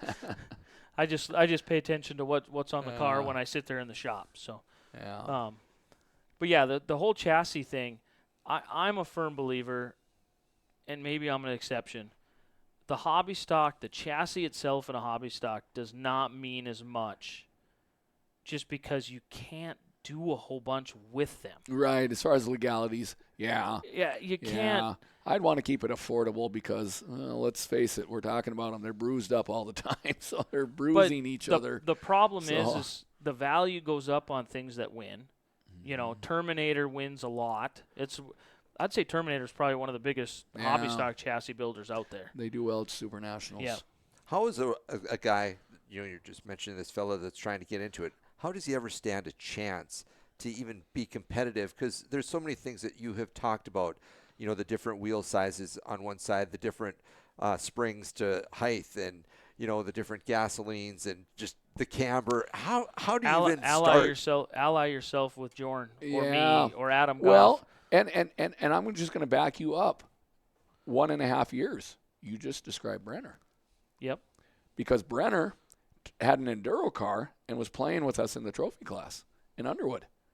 And then at late the year before, they went out and they found a Terminator hobby stock, ran the Williston Fall Roundup.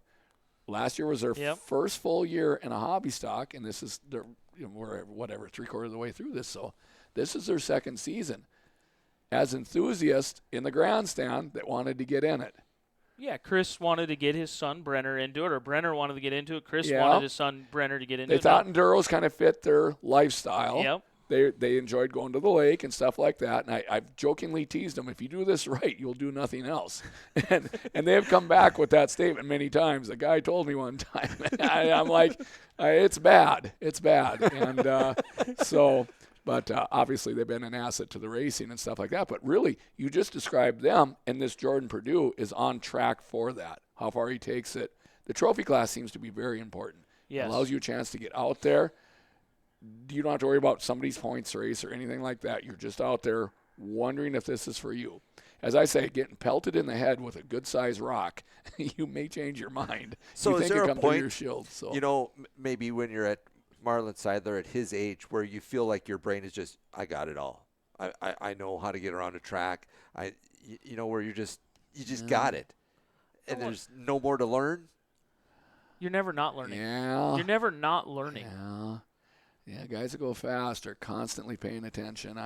You never know when the next fast thing's coming around. I mean, even reflecting, I see Tim Ward won the Harris Clash last night, and he won the Tour here. I mean, he ain't resting.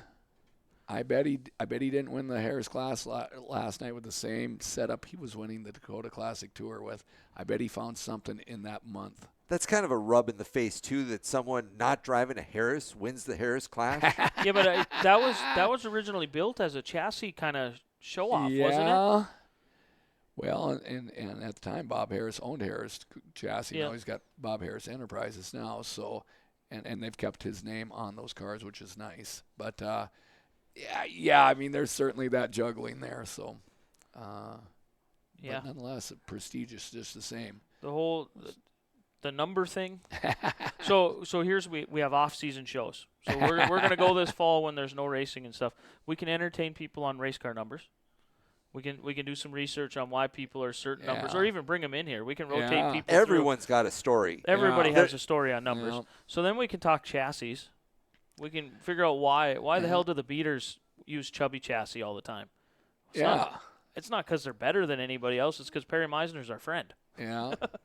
Well, as I say, like mine are getting tuned up by Dylan. So, and as I say to Dylan, we have language we can understand. I can get out of the car and tell him that was tight, that tightened it up, or that loosened it up, and then he can go from there. And I'm really enjoying that. So that's what I'm going to say you have with Perry. Yep.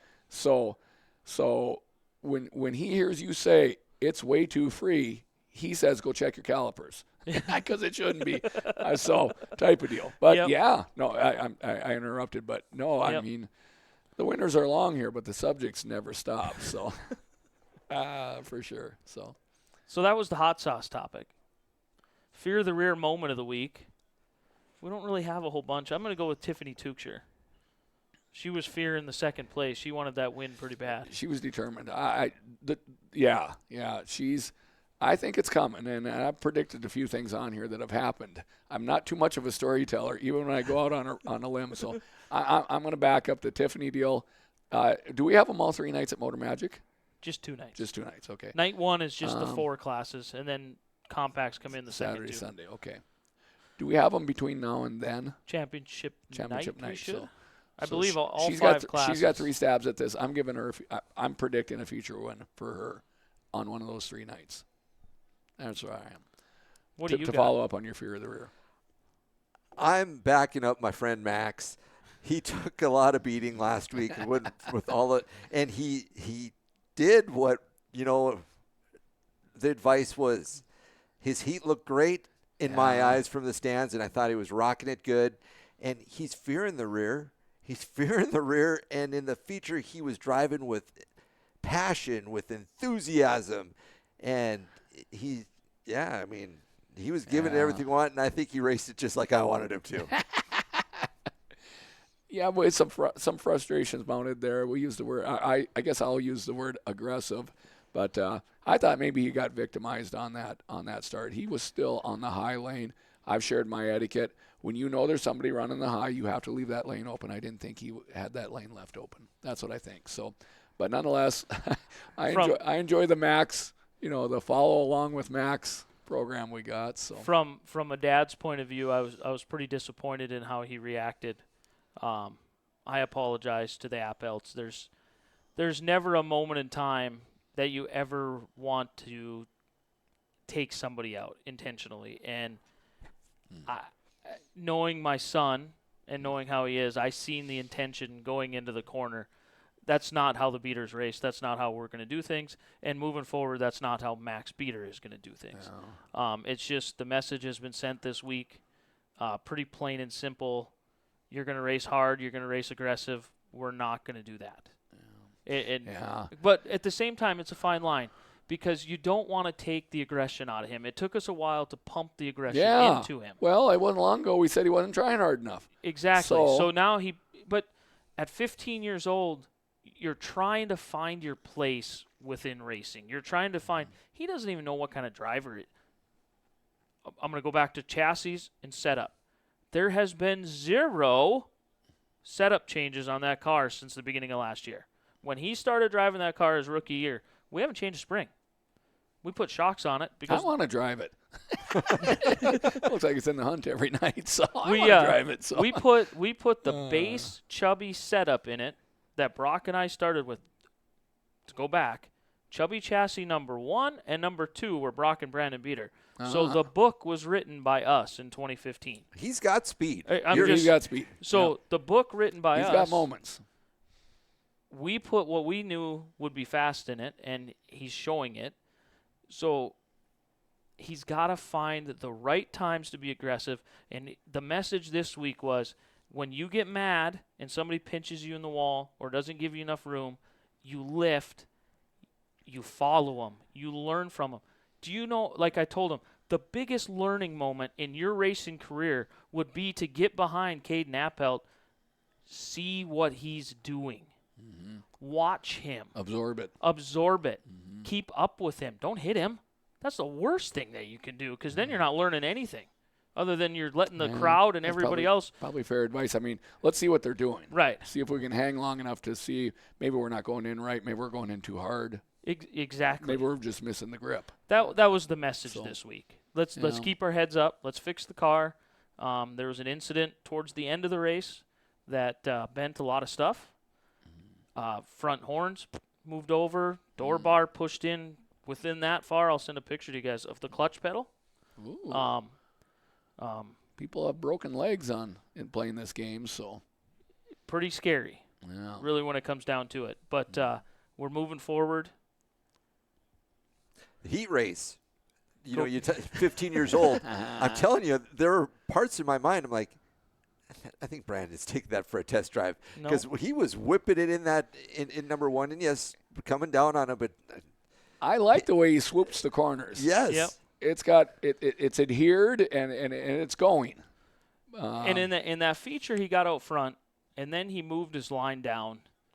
He didn't move it down. It started in the middle. He is not experienced enough at this point in time to understand what a racetrack is going to do. He's still learning. Because it migrated up. He left the lane open at the top. Alex got by him, beat him to the line. Caution comes out, puts Max on the bottom.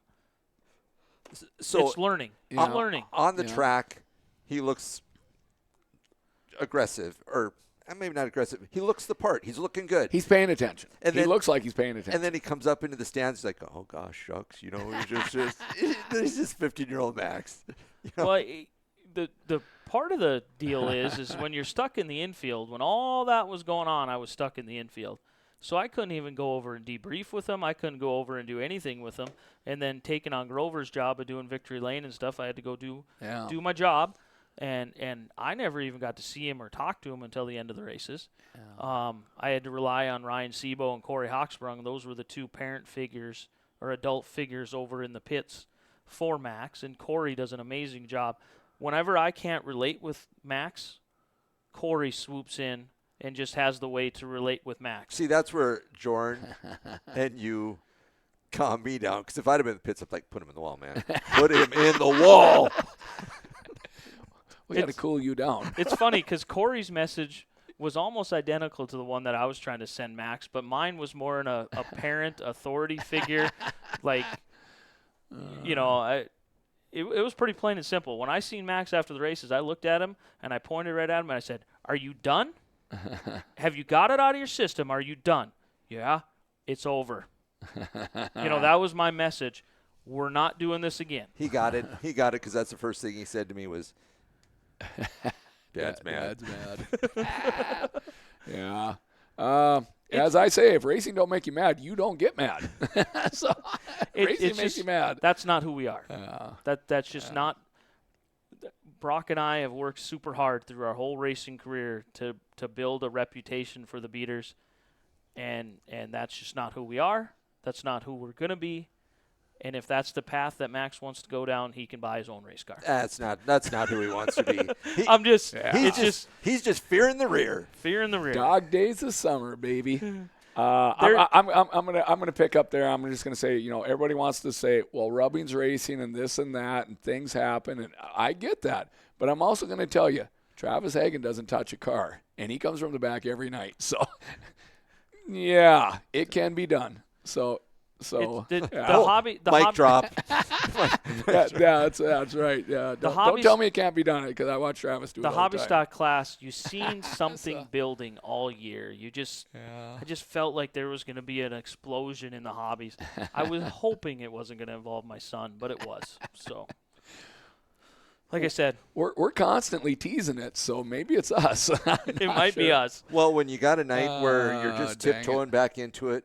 It made for great entertainment. Oh, the fans loved it. Yes. I bet the fans just ate it up. Oh, there was plenty to watch. I mean, it didn't catch everything because there was a little bit of action everywhere else too. So, my fear of the rear, I'm just going to say Devil's Lake was new for me. So, and Dylan drove it back in the trailer. So, Dylan's usually my crew chief. I was kind of his crew chief helper guy, and so was everybody else. Corey was with you, and we all jumped in on his steering problem there and got him going. But fear of the rear, good job, Devil's Lake. I mean, neat racetrack. So get a chance, go see it. Pick you up at 4:30 tomorrow. Yeah, I'll see where I'm at in case we got to do a live shot on the run. So upcoming schedule. Should we play the old commercial here first? Let's get the Beavers in.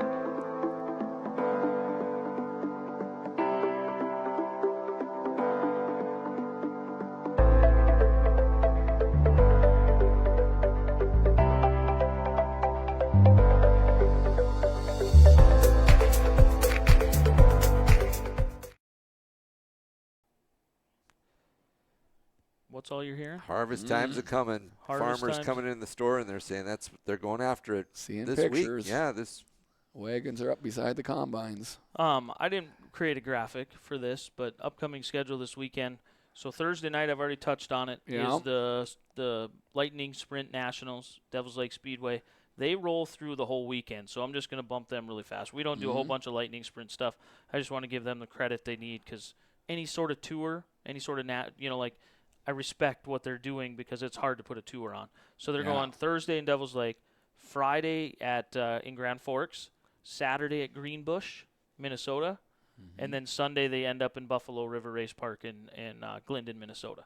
Kind of a tougher than dirt for the Lightning. For the Lightning Sprints, yep. 4-night deal for them. They're calling it their Nationals because they're hitting 4 tracks in 4 nights. Jason Berg, not our Jason Berg from Bismarck. Not our stock car guy. Jason Berg from Fargo is kind of the head of that, the Lightning Sprint He's got a deal. radio show. Yep. So over is there that in Fargo. the familiar chassis sprint, or it's smaller? It's smaller. Okay, smaller. Sure. Definitely smaller. Like a micro. Yeah. Yeah. I wouldn't call it micro. It's more of a mini sprint. It's more of, I think we had them in Williston for quite a while. They're like, right. They have a big motor with a big exhaust coming out the right-hand side, and you sit kind of cocked in there over to one side. I think Tyson was king in those for a long time. For quite a while. Okay, that was a Lightning. Okay. Yeah. Okay. Mini sprint, lightning sprint, with that. Friday night, Williston Basin Speedway, Friday night. Don't want to confuse, I seen there was some talk on the Facebook. I seen that too. Like, good thing somebody reminded me. I was thinking Saturday. Yeah. That did throw me off because my mind goes south Friday night. Yep, Mandan also racing Friday night. They're resuming. Dakota Speedway resuming. They took the week off for the monster trucks.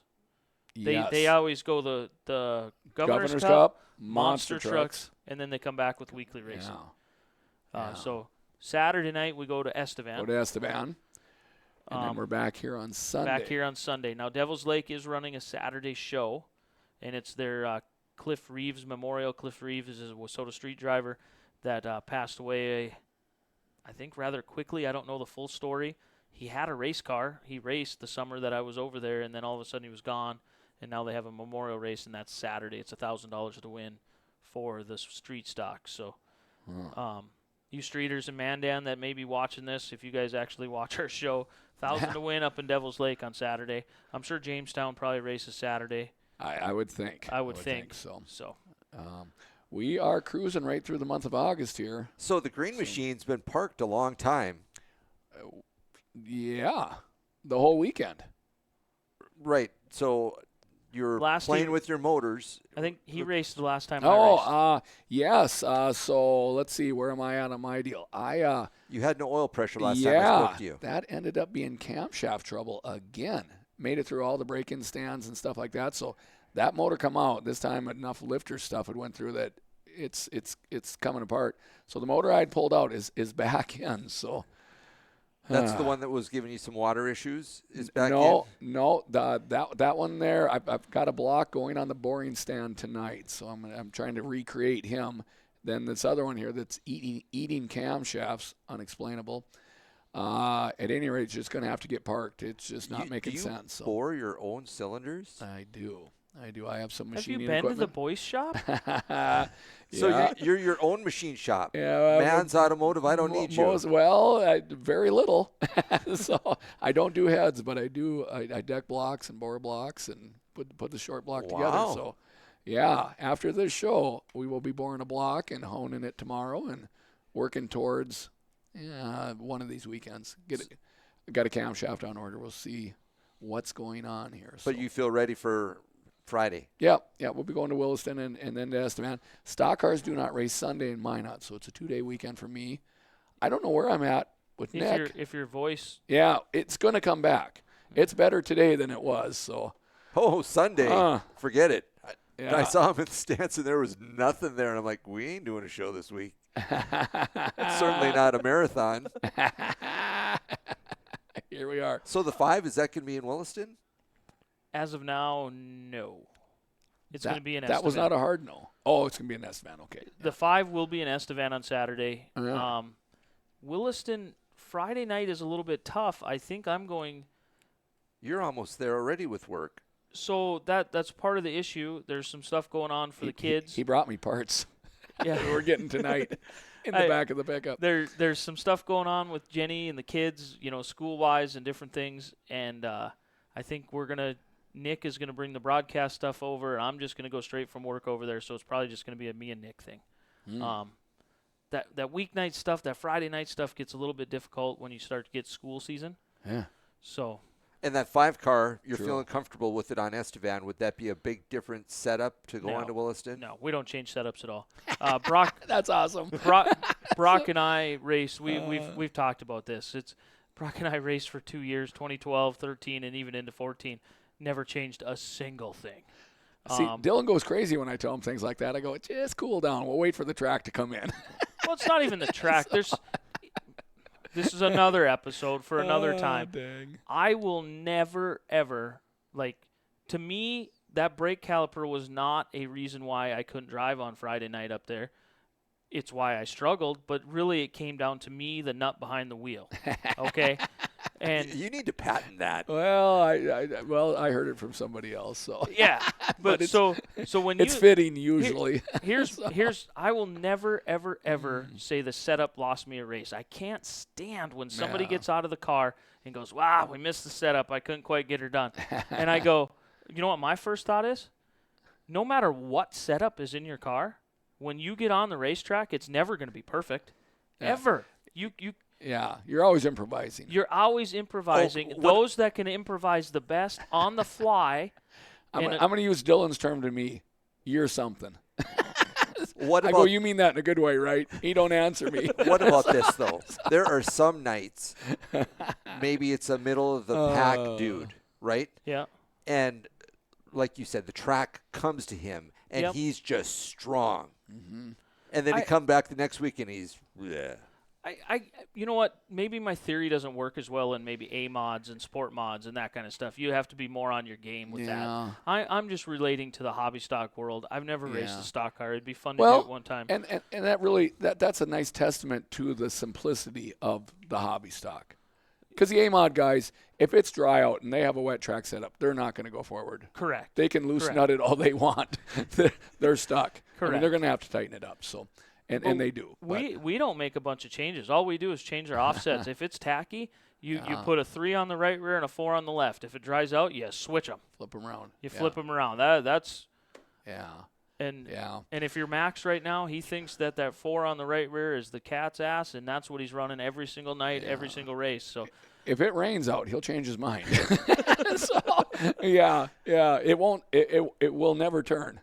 So, but it's it's one of them deals that we racers complicate things to no end. We over adjust, over analyze, over complicate. Get in the damn race car, adjust on the fly. If you don't win, I should have. What could I have done differently in the car? Yeah. You know, sometimes. I'm going to hobby stock again because I think A mods are completely the bar, the suspension stuff. You have to be on your game. Yeah, you got to be in the right direction. You have to be for sure. Yes, because I'm watching Brock struggle right now with that rage, and he's not even driving like himself anymore because he's trying to do our theory, adapt to the car, and then it's not working. Yeah. So fair. We're in a hobby as you speak. Yes, and it's because you can't do a whole bunch. What? I will argue to the end of time. I just learned that you can't shim the springs. No. Yeah, that you told me over the weekend. I thought, whoa, you're weight jacking with shims. You can't. There's no shims on either end. Can't. Oh my God. What about soaking the right rear? The tire game is basically all we got right now. Is you're messing with tires. People are going to change the left rear spring. They're going to change the left rear shock.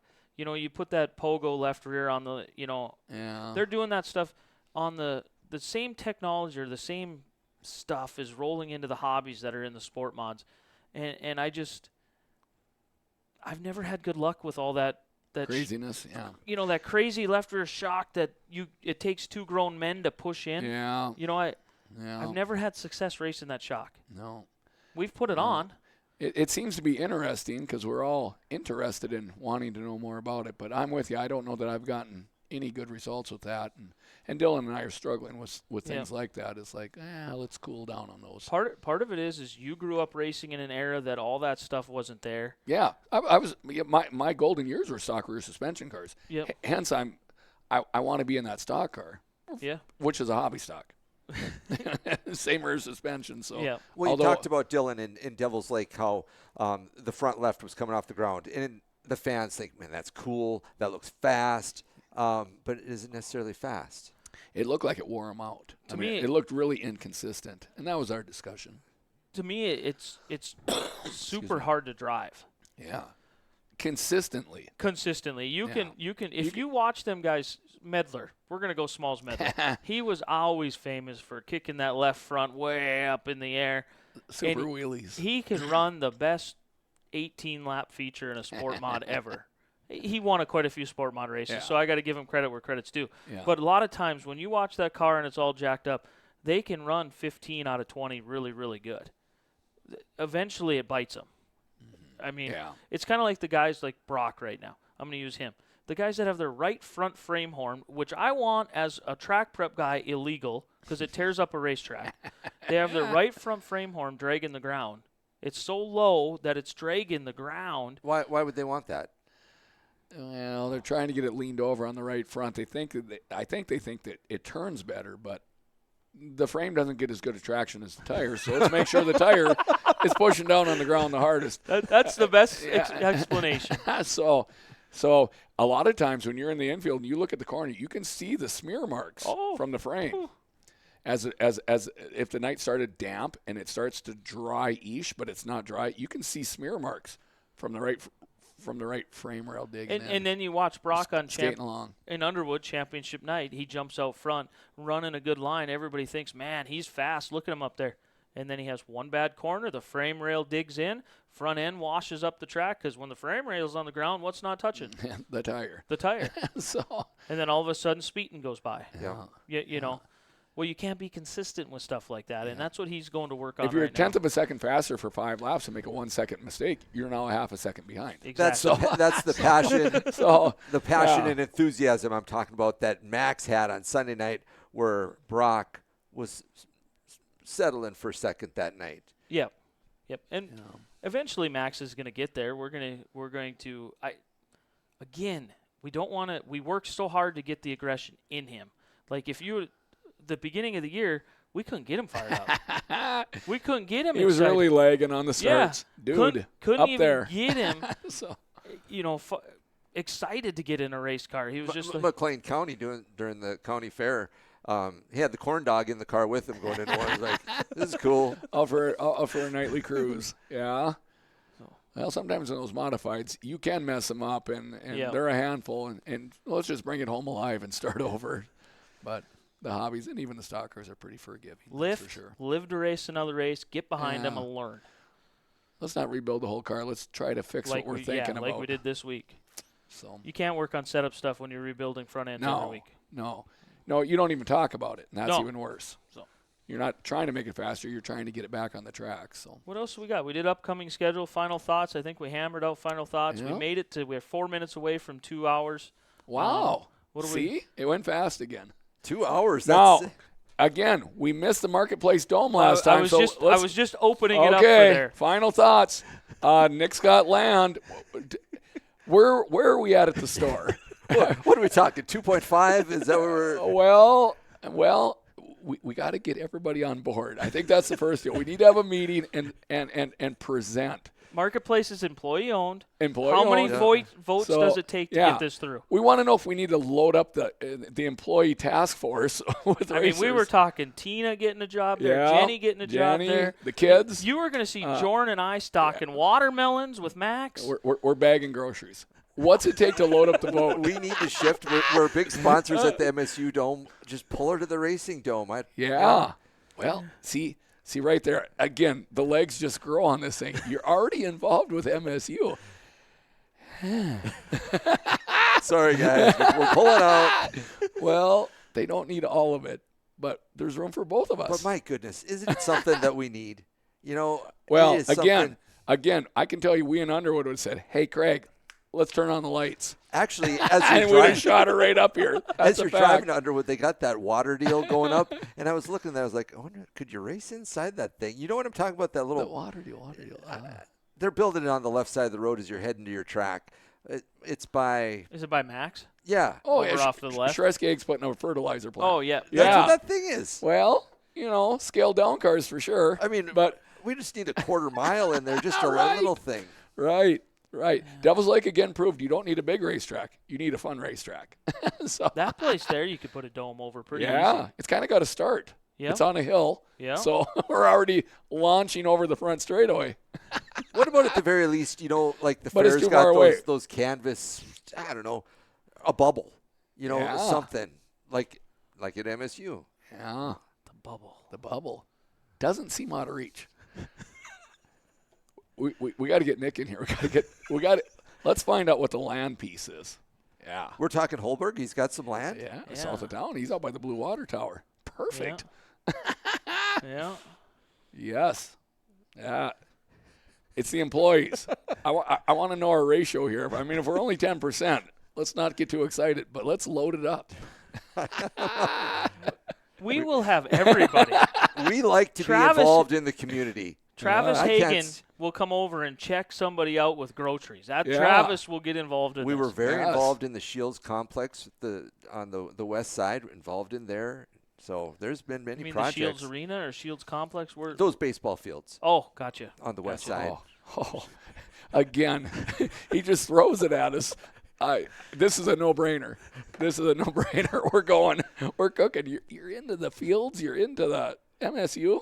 We're there. It rolls right along. Just imagine to be the only one in the country. Yeah. At least around here, and that's all that's important to us. You got someone that could throw it on a napkin and just give me some. We built a lot of things off it. Let's turn this over. We do it right here. So tell us when the next company meeting is. I will. The general meeting, kind of like Nodak's general meeting. So I'll raise my hand. Is the Dome going to make the tour then? Do we have a tour night? Because I'm guaranteed 7 to 8 grand. I think we can instantly call it the Rainout answer. Any chance of rain. We're going to go 70% higher chance of rain. Yep. We're moving to the Dome. We're going to bring her in, Going boys. to the Dome. Williston, don't worry. We're running her back. Williston, why don't you just schedule your whole season at the Dome? Yeah. I think they're interested. Yes. It seems possible. It has legs. It has legs. It has legs. We're rolling. If we get a couple more roundtable meetings at the old Hunter's Den, or maybe insert bar here, maybe we can move it around a little bit. But the message is clear. No more Hunter's Den without him. Correct. Without Craig. Yeah. And maybe we invite Nick next time too. Yeah. This meeting can go a long ways. We even discussed doing on-site shows. Well, we're here live at the site of the Dome. Right out in the middle of Nick's farm, Nick's field. Yeah, a picnic table out there. Imagine. You got it down, Pat. It's here. Hey, if the Big Eagles can do it on their farm, we just got to figure out a way to put something on. 10-4. We're there. When we go to SM, we can run over there and look at theirs just to make sure we're the dirt's thinking. Not the problem because you guys can move dirt like no problem. Right. With the hospital project, there was a chance it could have moved it right there because I know they moved some out. Yeah. So could have just shot it right down the road. Well, there'll be another project. What kind of clay is out on that dirt? Well, I mean, I think it's a field. It's been farmed for however many years. I think you're going to get that nice, clear that topsoil off there, clear that black dirt off there. Be right there. It's going to be right there. Stuff. No wind to blow on it. Mm-hmm. It's under the dome. It's already has no sun to shine on. There's already a swale or a low spot that holds moisture. So all you got to do is just enhance that a little bit. Yeah. So dig that a little deeper. Water pond. We can race at 1:00 in the afternoon because we're in control of the of the weather. Yeah. We do 2-day shows in one. Never stop. St. Louis. That's where you started this. I like it. Yeah. The Marketplace Dome. Yeah. Where's everybody going this Saturday night in December when it's 20 below out? To the Marketplace Dome. Yeah. Like the Indy 500, you just have garages there, and drivers can rent the garages, so just leave their stuff there. This thing's fun in itself. It's happening. Shop condos. Yeah. You're going to live right there at the track. Like Knoxville, you got condos right on the back straightaway. Well, you have to look down in the dome. Kind of like the Twins. Open roof. Now we're starting to take over Nick's place. Nick, you're going to have to move on now. Yeah. I mean, he'll be all right. Nick will enjoy it. He'll even mow the grass for us probably. Oh, man. Hopefully Nick hung on. Legs is right. I hope everybody hung on to this episode long enough to get this last 10 minutes. The enthusiasm and passion I talked about with Max doesn't hold a candle to Joren's enthusiasm over the Dome. I'm not getting any younger. Don't leave me out. It cured his voice. Yeah, listen to him. See? I told you. I'm close, so I'll be there by Sunday. Okay. For Craig, for Joren, Brandon here, thanks for tuning in. On to next week. Thanks, guys.